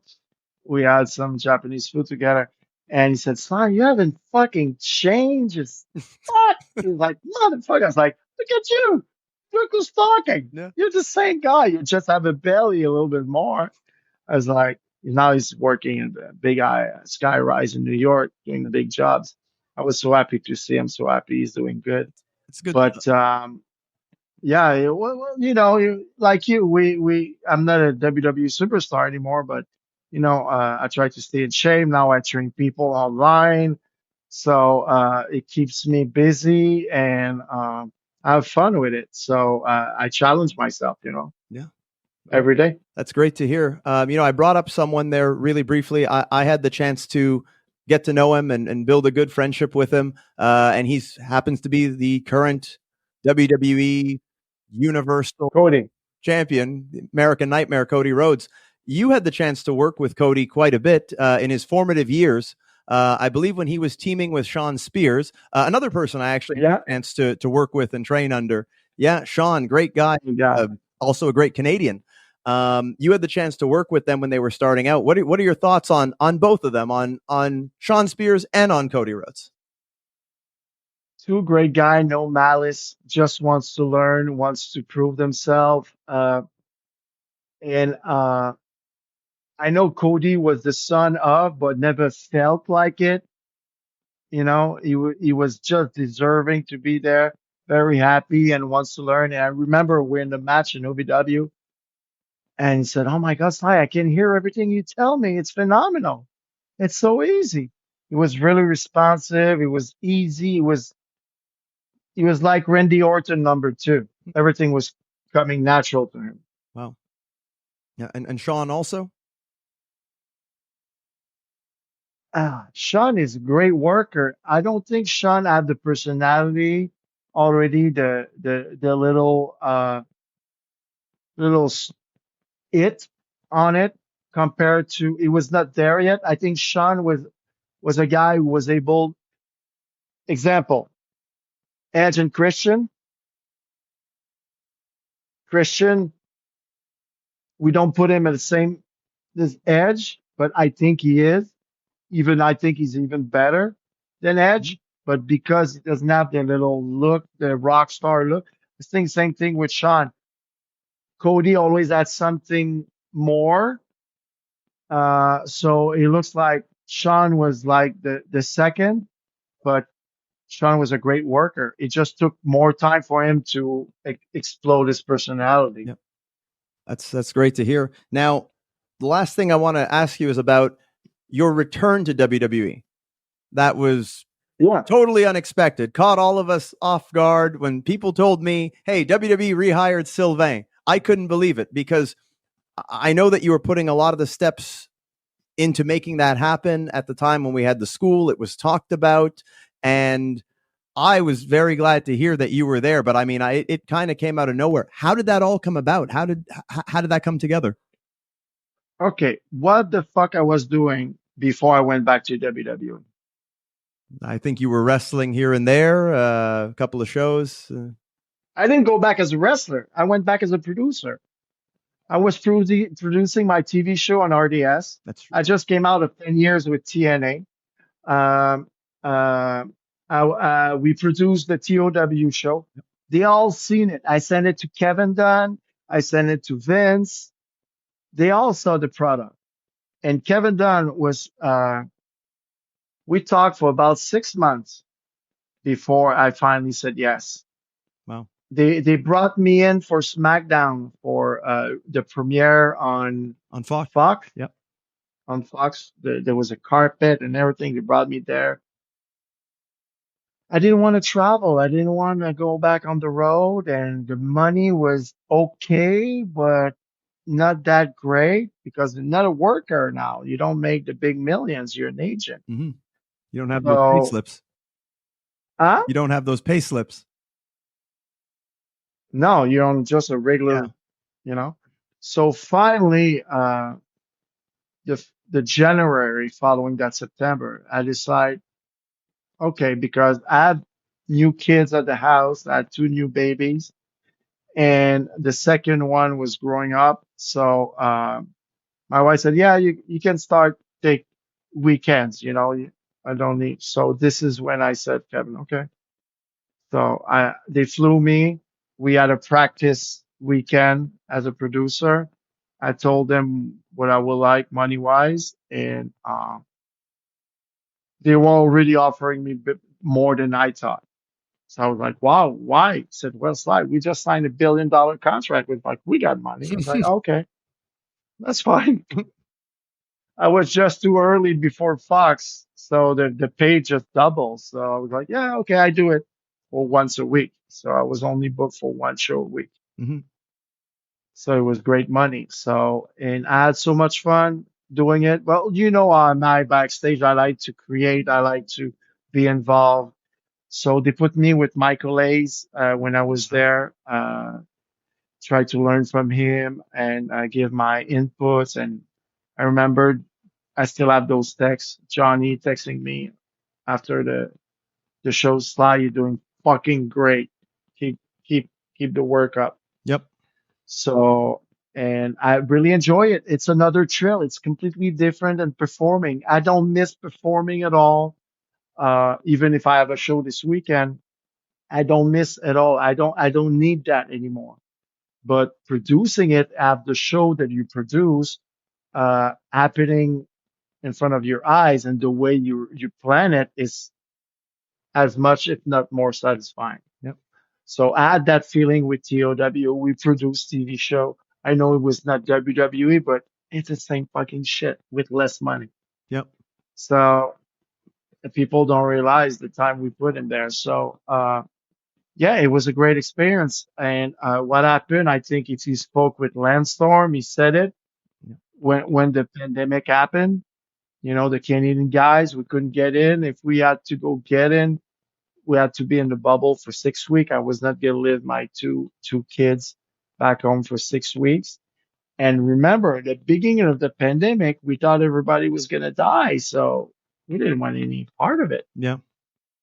So that was it. And And I'm guessing being there during the that era of WWE, you got to discover a lot of good new talents as well. yeah, a bunch. They all got fired, but yeah, there was a lot of new bodies. One thing I was happy is to see because remember Kevin Owens works for me in Montreal. Now I see him on the big stage. He's a big star, and I'm taking care of one of his match with Michael Hayes. I make myself very quiet. I'm just listening, blah blah blah. And the motherfucker, I couldn't believe he's an incredible machine. He's talking with the boys what he was gonna do, and it was something off the ramp or off the screen, the Titron. I was like, Yep. "Are you gonna rehearse that? Make sure we got." Like, no, I'm just gonna do it. I was like, really? So for the rest of that that day, I follow his footsteps to see when he's gonna stretch, when he's gonna warm up. He never did anything like that. His music came out. He did his thing. He did the flip where he land on the metal from the screen, from the Titron to the floor. Never warmed up, never stretched, never did a push up. I was like, that guy's unbelievable. I couldn't believe it. Wow. I couldn't believe it. Wow. And one of our own. He went on like that, like if there was no tomorrow. I was like, holy shit, this guy's special. Wow. I couldn't believe it. Yeah. I remember there I was was like, okay, that's not me. That's why he's there. I remember they interviewed you also. They put the interview on their website, and you mentioned how Buddy Murphy was a talent that you had spotted. I just met him, and the guy was really smart, really savvy. He was a little short, but he looked fucking phenomenal, and I think Vince liked him a lot. And I thought they were gonna push the shit out of him, but I think something happened with a girl or whatever. Well, I don't know what really happened. Maybe I don't know, but I think that he would be someone looking at his skill set, and I've met him. He was actually at the same tryout that I did in Florida the first time I went down for a week. I think he could have definitely benefited from learning from somebody like you, because there are things that he does extremely well, and I think there are pieces of the game that you do extremely well that if he could get those, it would make him a much more complete sports entertainer. Since he's already, But I think he was young, right? He was really young. He's around my age. Oh, really? I thought he was very young. I thought he was in his low 20s. No, he's But he was part of a group, so that's the thing. When you're part of a group, sometimes you can hide some stuff. You know, if you're smart enough to hide the stuff, you're not too good at it. And when they ask you to shine, just do the best. But you know, some wants to learn, some don't. I thought he was a great talent. You know, I thought he was somebody I saw a spark of the little glimpse I saw. I was like, oh, this guy has something to offer. A month later, he was gone, something like that. So, but he's somewhere else now. So hopefully he's doing good and he's healthy. But it's a big fucking business, and it's a TV show, and that's one thing. If I can teach that to the people listening, even if there's some workers, don't take it personally. I used to take it so personal when I used to go to Raw and we're not on the clipboard for the main event or for the show and blah, blah, blah. And I remember when I started going in the meetings as a producer, we don't talk about, oh, we don't want slide there. We don't. It's just about the show, make the best show as possible. And we're all piece of the puzzle. And yes, some pieces of the puzzle are bigger and they're more in the center. Sometimes it's going to be you, but most of the time you're going to be on the outside. Well, we have a show for 2 or 3 hours to fill. We cannot have 10 main events, and we don't. So sometimes your piece is closer to the middle, people are gonna see it. Sometimes you're just on the outside, just there for a couple of seconds or minutes, Yeah. and sometimes your piece gonna come closer together. And if you perform well, maybe they use you more, and you go back on the side for a little while and come. There's always five top guys. The rest were just accessories, and you have to be okay with that. Not everybody can be John Cena. Mhm. Yep. Even if I would never be a workhorse like him. Hmm. And So yeah, no, there's only one John Cena and only so many spots that can be filled at the top. But sometimes it's just good being a part of the machine, being able to say you were there, much like yeah, yourself. You've contributed to WWE's history, winning championships, but more importantly, creating moments that'll live on. Moments yeah, like you confronting Hulk Hogan at WrestleMania. You have a legitimate WrestleMania moment, and I think that people focus a lot on the matches, but it's also the moments, and in fact, it's more the moments that people remember. well, that's what for me that's my memories. Working with Hogan, who was my idol at WrestleMania. How many wrestler alive or dead can say they work in the same ring that Hogan at WrestleMania? Yeah. Not many. So I was lucky enough. I worked with The Rock, and there's a picture of me and Vince and The Rock in Montreal in the ring after No Way Out. We just screw Hulk Hogan. Mhm. Yeah, I did that. So I was very fortunate, you know. Yeah. Uh, did I win the way I wanted now? No, but I messed up sometimes, and it's my fault. They give me the ball. Sometimes I rolled with it. Sometimes I didn't. It happened. So you have to make the best out of it. I just have good memories from WWE. It was just fun. I create friendship for life. This weekend, I'm going to North Carolina. It's actually the first time my daughter's going to see me work. Wow. So they're so excited. They say, Daddy, are you going to punch somebody in the face? Like, yeah, but you guys know it's a show. I want to see you punch somebody in the Awesome. face. So, yeah, we're going to drive up to Carolina, and Schnitsky is there. Charlie Haas is there. I'm working with another WWE superstar. He's not announced. It's a surprise guest. But he's the guy. He's one guy who a lot of people talked about. He beat Big Show. He beat up a lot of stars. I'm excited to work with him. Hmm. So it's going to be a good. I like to go to those events, and I do more autograph signing now than matches. But I just like to go see my pals. That's the fun part of telling old stories. And uh, now those moments are my new wrestling moments, you know. And we have time to talk and digest and have a drink and eat. And at the time back then, when you're 25, you're on the road, you drive, you don't live, you survive. You're just running through life. You don't have time to enjoy, you know. Yeah. So when I have those weekends like the one coming up, man, I can't wait to see Gene and what he's becoming and stuff.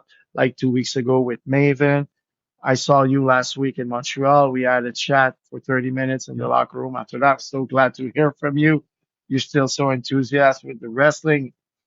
It's fun for a guy like me who work with the top guys, listening to a guy who's been in the business for that long, like you, still have the flame in his eyes when he speak about it. So it's like, fucking man, I can just go do it, man. Try. If I can help you, I got fucking Regal's number. I don't know if he's back in business or whatever. You know, I did that for everybody. I brought Darko. Darko had a job. Yep. You remember that? Oh yeah. Darko had a contract. He should still be there today. It's all about timing. Yeah. But no, I may take you up on that, because the last thing I want to touch on is I've realized in my years of doing this how difficult it is for Canadians. American. Do you think there's racism? Oh, It's just because of the paperwork. No, I don't. I don't think there's racism. Like, me being a person of color, I don't think it's anything like that. I think I'm wrestling. not talking about the color. I'm sorry. I talk about being Canadian. Oh, as a For, Canadian.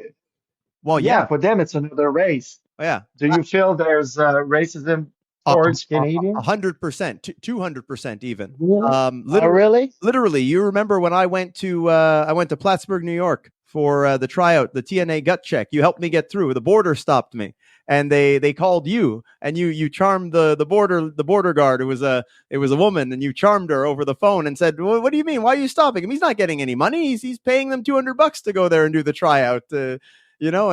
And they let me through because Don't remember that. yeah, they, I don't remember because that. they said to me, "Well, who's running this tryout?" And I said, "Well, I think it's Jeff Jarrett and D'Lo Brown." And they're like, "Okay, what are their numbers? Let's call Mr. Jarrett, Mr. Brown." I'm like, "Well, I don't have their numbers. They're celebrities. They're stars, executives in this company." And they said, "Well, how do you get in touch?" And I said, "Well, you could call Silvain Grenier. He's my trainer." "Okay, I'll call Silvain." And they took my phone and they called you, and then they came back and she had a big smile on her face. She was laughing and she's like, "Okay, just make sure you don't wrestle on that show, because if you do, we're going to have some of the guys there tonight, and they'll have to arrest you because you're working illegally, and they can't give you any food. They can't pay for a hotel for you, all that stuff." So that's one thing. But also, work visas, you know how it is. They have to pay tons of money for that. They can't put you on one of these trial deals, pay per appearance.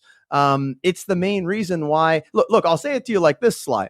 The WWE has fired, and we'll just use WWE as an example, but it could be AEW.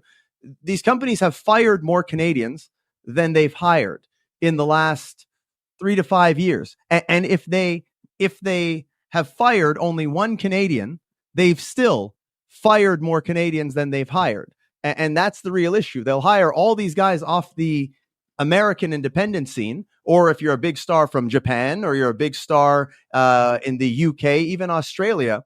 But like in Canada, I'm a guy, 20 years of doing this, never injured, wrestled pretty much every weekend, won close to 60 championships. Not that means anything other than, the promoter's a mark for you, but, accomplished all these things. If I was a guy in Japan and, hey, he's won 60 championships, he's main evented pretty much every show he's done, wrestled big names, all of those things, the companies would all be bending over backwards to at least give him a tryout. But we don't have access to, let's say, having a William Regal come to our show and watch it, or a Gabe Sapolsky. He comes to some shows, but and he tries. Gabe does a fairly good job, but we don't have the scouting. We're not rubbing shoulders with people every week that they can say, "Okay, this guy's a good worker, but you know what? He's a good human being too. He's passionate about the business. He could be an asset to the locker room." We don't have that on a weekly basis because we're Canadians, and guys like you are not in the locker room here every week. Lance Storm's not in the locker room every week. I could go on and on, but that's, I think, one of the things that's kept myself, but also a lot of other great talent back, is that we don't have as much visibility. There's no scouting. And no matter how good you are, no matter how great of a match you do, it's kind of like a tree falling in the forest. If no one's around to hear it, it's not making a sound. Well, talking to you right now makes me realize how blinded I must have been, because I think you're right. Because one thing you might not know is, if they sign you to I think it's P1 visa, Yep. they have to take care of you for 3 years. They have to pay you for 3 years. Wow. So let's say they sign you for 50 or 75. I don't know what's the base now. For them, it costs 150 right away. Yep. Whatever they fire you after 2 weeks or 2 years, they have to pay you 150. Wow. So that's the law. So it's the same thing when you're an immigrant from Canada or from Europe, you come live here and work for a company. That company is responsible for you for 5 years or 3 years, depending if it's a visa or a green card or Mhm. whatever they sponsor. So yeah, I think you're right. It is a little bit unfair on that level, but that's why I've been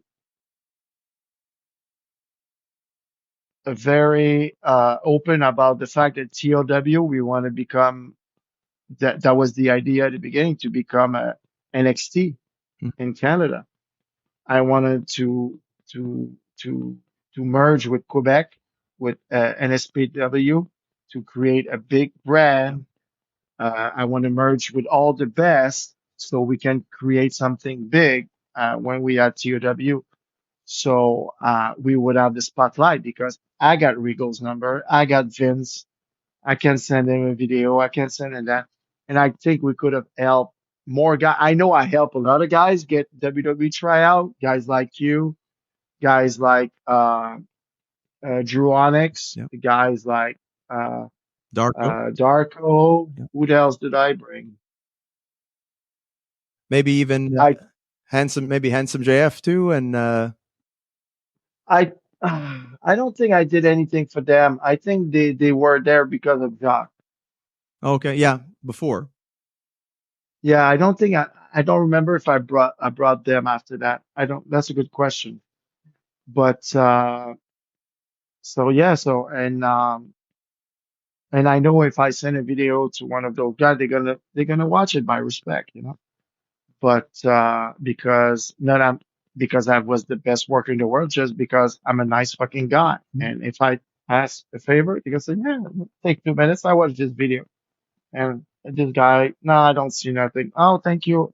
I keep his number in mind. Next time we're in town, I call him.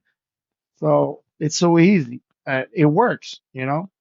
But how many times you went to WWE? How many times did I went to WWE?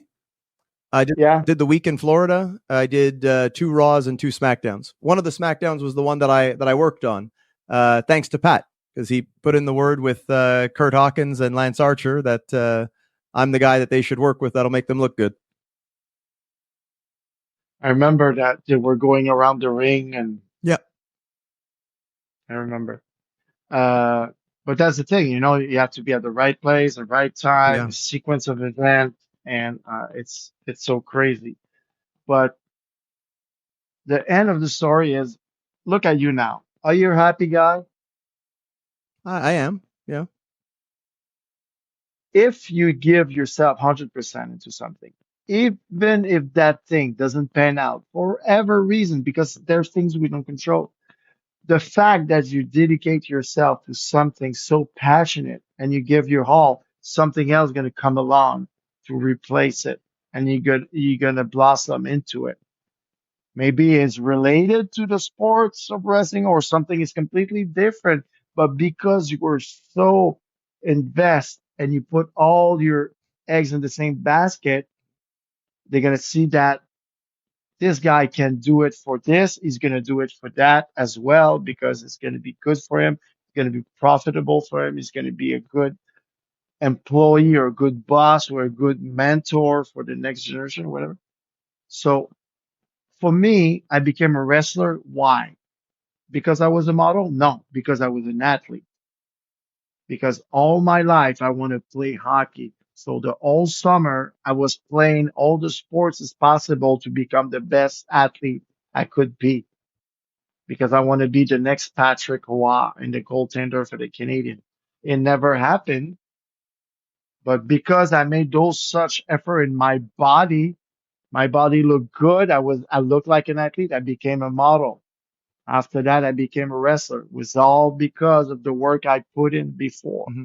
So it's the same thing with you. All the work you put in is going to pan out for you to be successful. Maybe it's not the wrestling ring, but it's something related to all the work you put. Yeah. So it's all about, doing it. Yeah. Like Nike said, just do Let's it. do it. And it's day in, day out, nonstop. Yeah. Well, And you've been doing it, you never got hurt. That's mean your body is well trained, you're a well oiled machine. You're still loving it. So you're on the right path. Are you going to be called world champion? I hope so one day. You can fly me first class to go see your match at WrestleMania or Rebellion or whatever company it is. But if not, you're just going to become a good human being and something else. But the work you put now is just lay ground the the base of your big house. You always need a good fucking base Mhm. to build a big castle. The base is so important. and you can put all the lights, all the shiny things you want, but the base is always, and you did that work. You paid your dues. So you're gonna get cash in something. Maybe it's not the ring, maybe it's something else. Hopefully it's the ring, but the work is done. Well, You've done it.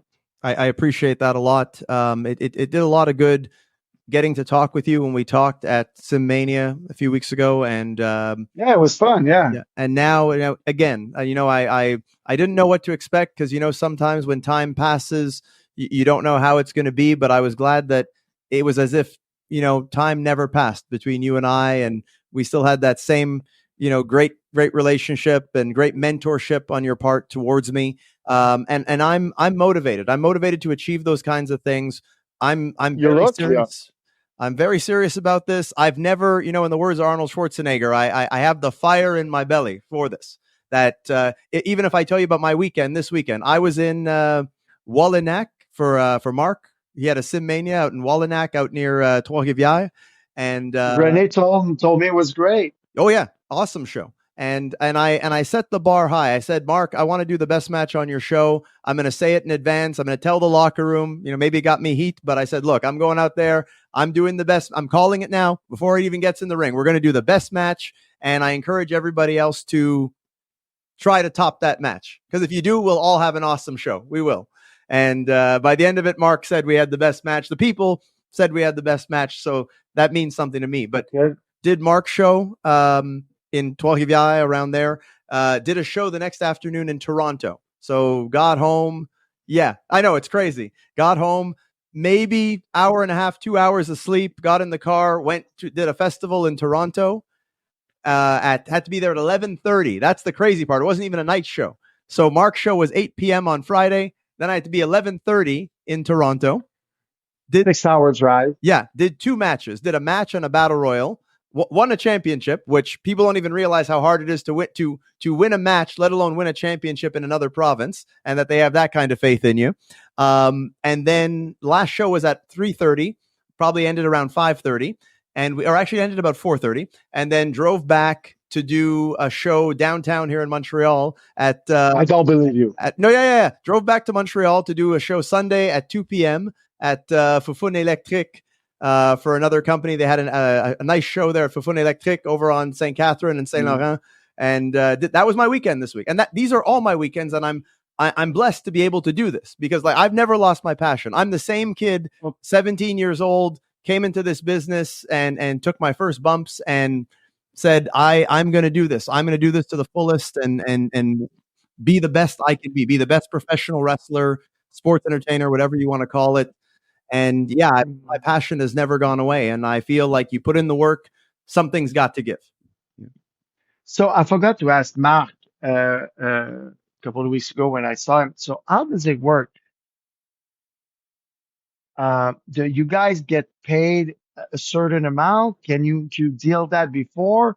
Or because you're a local, they pay you shitty because you drove to Toronto, it costs you $150 in gas.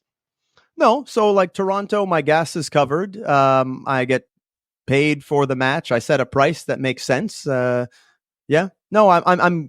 It's fortunate that I've built enough of a name here in Canada, and people know that they're going to get a great match. Like Sly, I know that you've always considered me a good wrestler. I am. If you thought I was maybe an 8 on 10 or a 9 on 10. I'm about a 15 on 10 right now. I'm being modest. You can watch my matches.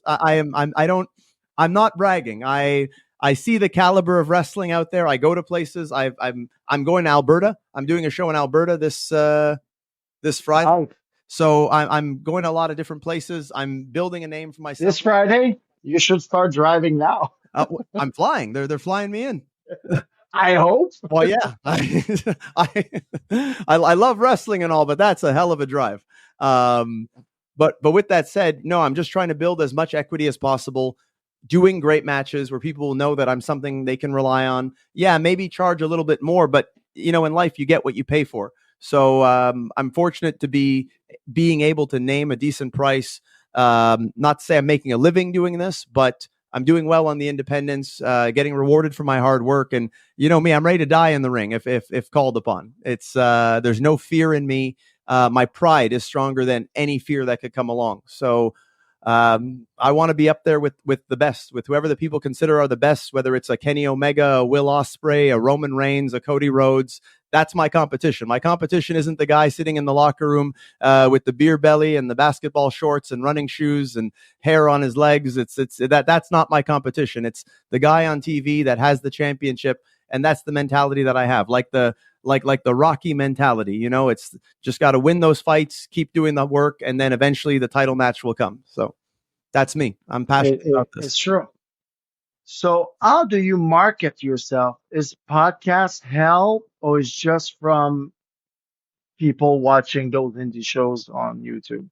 So I think it's a bit of everything. It's using social media, making the right posts, doing some of these interviews to get people to watch on YouTube. People fall in love with my personality, probably more than they do my wrestling. And I think for the longest time, I limited myself as a wrestler to just, my job is doing the best match possible, but not realizing we're not in the wrestling business. We're in the content creation business, that a connection with a human being in the audience means more than putting on a great match.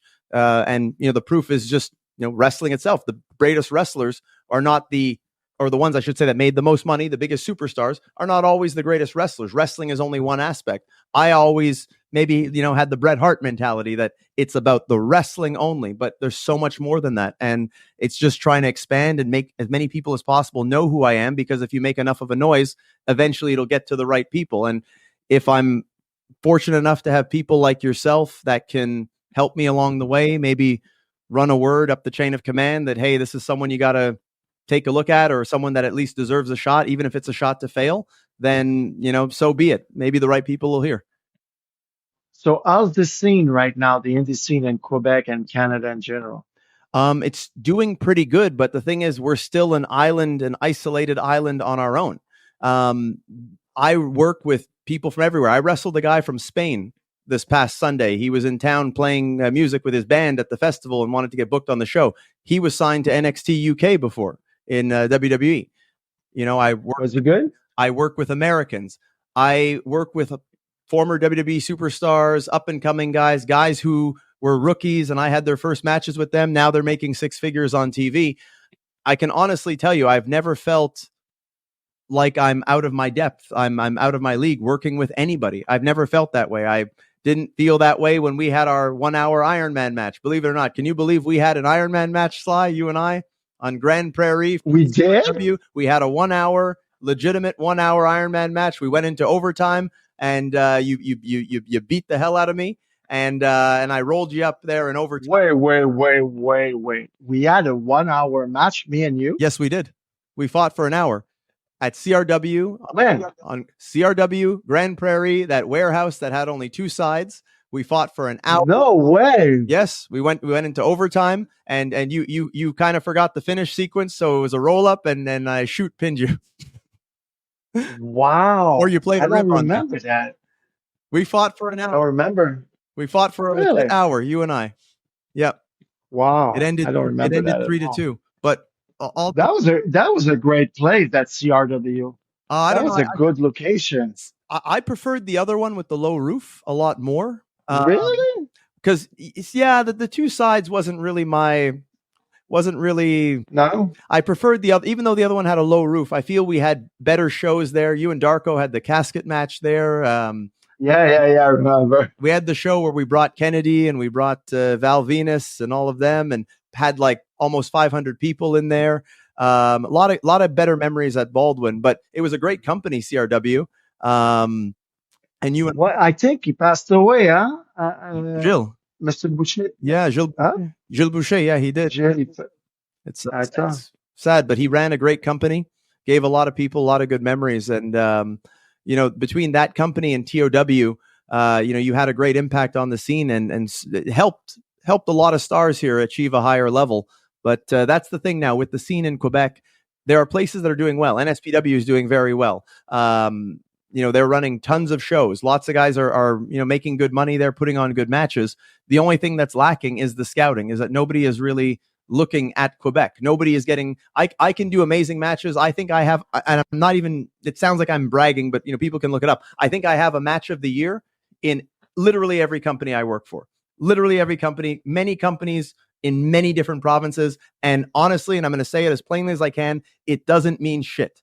It's not like in the United States where you go and everyone talks about this great match you do, and then all of a sudden you have a buzz, and then you get hired, you get looked at by TNA or AEW or WWE. It just doesn't happen. It's kind of frustrating because if you see my body of work, I'm going out there with every opponent. You can ask Mark Blondin, ask him if any of this is bullshit. I do this every night, but it feels futile. It feels like it doesn't really matter because no one will see this. Regal's not going to see it. Gabe Sapolsky's not going to see it. Tony Khan's not going to see it. Whoever is running TNA right now, the Anthem group, is not going to see it. No one's going to run the word up there. No one's going to say, hey, here we have a guy. He looks good. He talks good. He wrestles extremely well. You can put him up there with the Kenny Omegas and the Ospreys and it's just, and it's kind of frustrating because. Well, TNA is coming to Montreal. Yep. Next month, right? They are. So are you booked for the dark match? Nope. Are you going there? I haven't. My last contact with them was in September. I was at their events in Toronto. Almost got on, and that was because somebody that I went and trained with in Atlanta, and I think we know who that is, put in a word for me, and he sent a text to the right person, and they treated me like gold. I went there, extremely nice, extremely polite.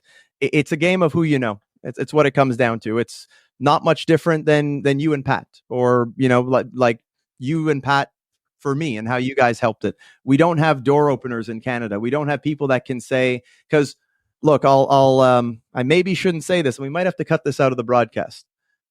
I'll try to say this in a way that doesn't ruffle too many feathers because I have to protect people. But a very good friend of mine who's an outstanding worker was a free agent.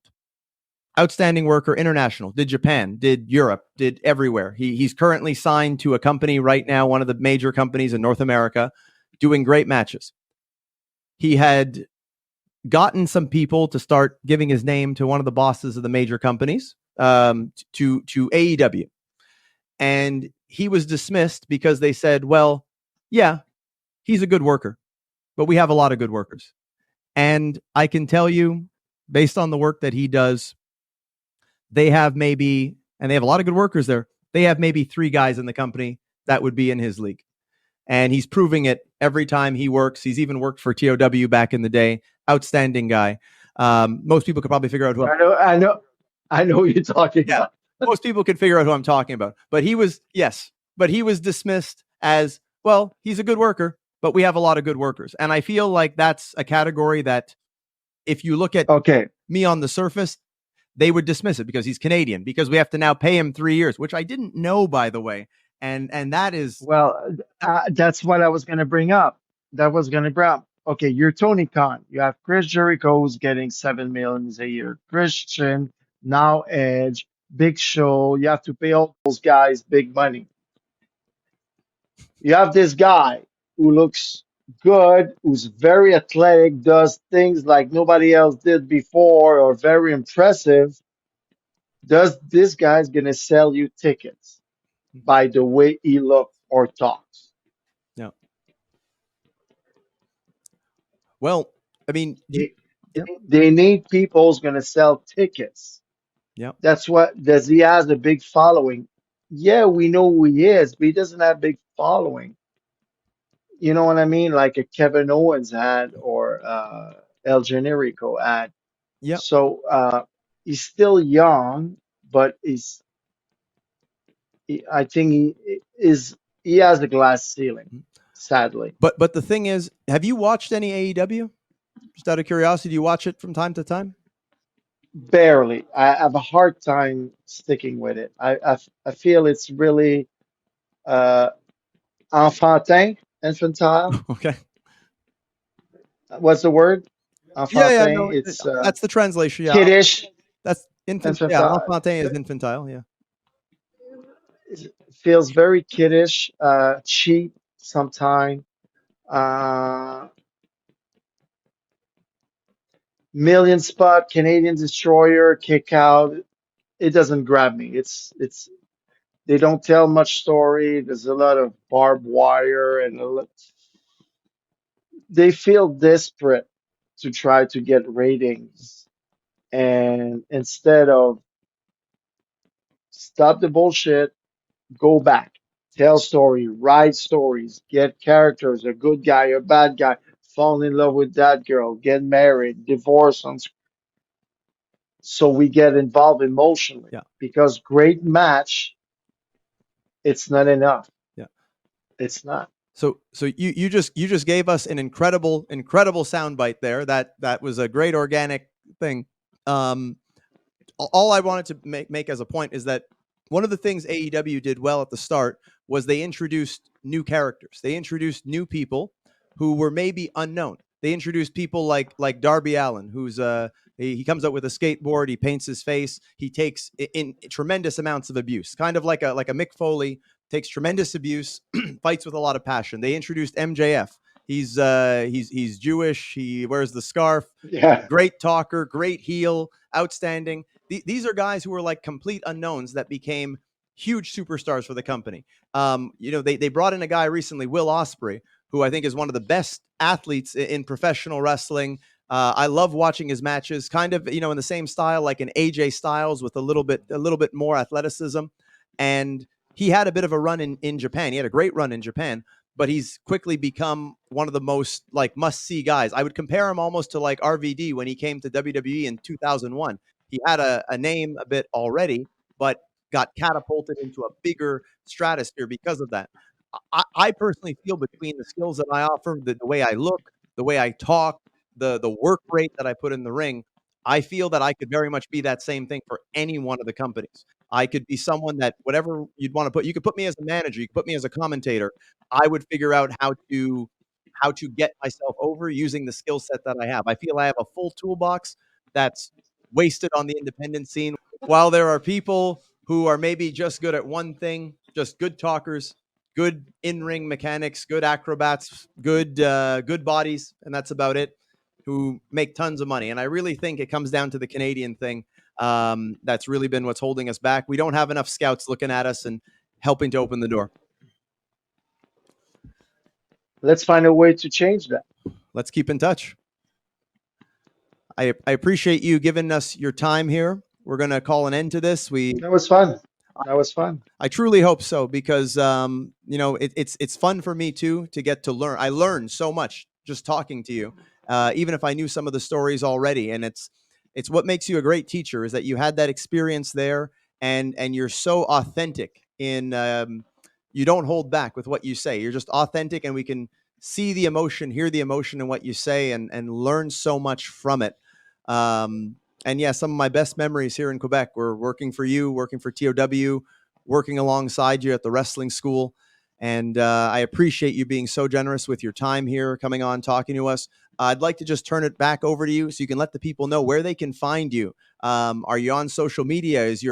Are you available to train people? Maybe some people want you to train them. Yeah, I have a couple of spots. I don't do that full time, but I do about 4 or 5 clients a day. I have 2 spots available right now, morning at night. Yeah, I train people for it takes about 50, 55 minutes a day. I take care of your diet program. It's very personal. It's live on the phone. So you can be at your gym. You can have equipment or not. We can do kinesthetic. We can do a big pump at the gym. Depends on your body type and what you want to accomplish. If you're old enough, you need TRT treatment. We fly you down to Florida. We take care of that. We have that specialized here in Florida. We're really good with hormone replacement therapy for old guys like me. They want to stay young like you. So yeah, that's a big part of my journey right now. I have a lot of fun doing it. Um, and I just got a text today from one of my clients. I'm gonna say his name, Joseph, and he sent me his blood test from the doctor. He has a bunch of physical issues I'm not going to go into, but a lot of problems. And I was able to bring down, and it's been not even 2 months I've been working with him. Uh, is he had naturally elevate high heart rate, Mm. elevated heart rate. And his doctor tried medicine and stuff, and I put him on a cardio regimen with weight training, and he lost 22 pounds. Cholesterol went down, and his doctor said his heart is okay. He doesn't do arrhythmia anymore. So when you're able to change people's life like that, not just the physique, but also the inside, man, I got that text today. It makes me, I was like, look, babe, Joseph in the morning, I told you, look, he sent me his result. He's so happy. I, it makes me like, oh my God, I'm doing something great. So it's the same thing when you have a feeling, when you have a kid like you who's so passionate, now you're doing podcasts and you still want to grow. And I was there when you were start to swim. Now I see you're Yep. diving and you do everything like a champ. So it makes me feel good because you're a little bit part of it, little pieces of it. So yeah, that's why I like to do. I always like to help people and teach and pass on my knowledge from my mistakes, sometime in business, sometime in the gym. So I know what works, what doesn't, and we just apply it to every individual. So I train a couple ladies and mostly men. I have a lot of fun with it. It's Yep. fun. So on my Instagram, Sly Perso, or now I have TikTok, but I'm not good with TikTok. I have to get better at it. But come see me, Sly Perso, on Instagram, and just send me a little DM so we can start chit chatting and change your fitness level. Yep. And I know you're kind of slowing down on the wrestling bookings, but you still have a lot of bookings here and there. So I do hope that you and I will actually get to share the ring again at We some. never know. We never know. We Well, never know. if ever That would be fun. if ever you're up here, or you can get some people to book me down your way. I'll be Yeah, yeah, yeah. You have to come. You know what? I'm gonna see Gangrel pretty soon. He has a promotion here, so that could be a way in. yeah. You're gonna have to bring your swimsuit. He knows me. We had him up here for a show. I was on 2 shows with him actually. He's a good So guy. yeah, he's always been good to me. Yeah, there's a lot of people. I've made a lot of friends who are your friends too. So yeah, definitely. But I would like that. Whether it's you and Renee, you and Rob, whatever combination. You and I once teamed before too. Yeah, we worked together before, but Any- the key is if you go to the States for work, don't bring your stuff with you. They're gonna, you just go there on vacation. You have to FedEx your stuff before and hope for the best. Yep. Yep. All right. Well, I think that covers just about everything. So with that said, once again, Sly, my mentor, my esteemed friend, someone who's been so kind to me. Thank you so much for sharing your stories, being so authentic with us, and giving us of your time. And so, for all of our viewers out there, remember to like this episode, leave your comments, be sure to follow us, subscribe to us if you haven't already, and be ready for the next episode of Jofo, because we promise to always bring you the absolute best in professional wrestling, even if it is just our effing opinion. That's what the Jofo stands for. You can find me on social media at Jeremy Prophet on Twitter. That's JeremyProphet. You can also find me on Instagram at The Real Jeremy Prophet. And of course, here on Jofo in the Ring, where we like to remind you that wrestling is life. Peace.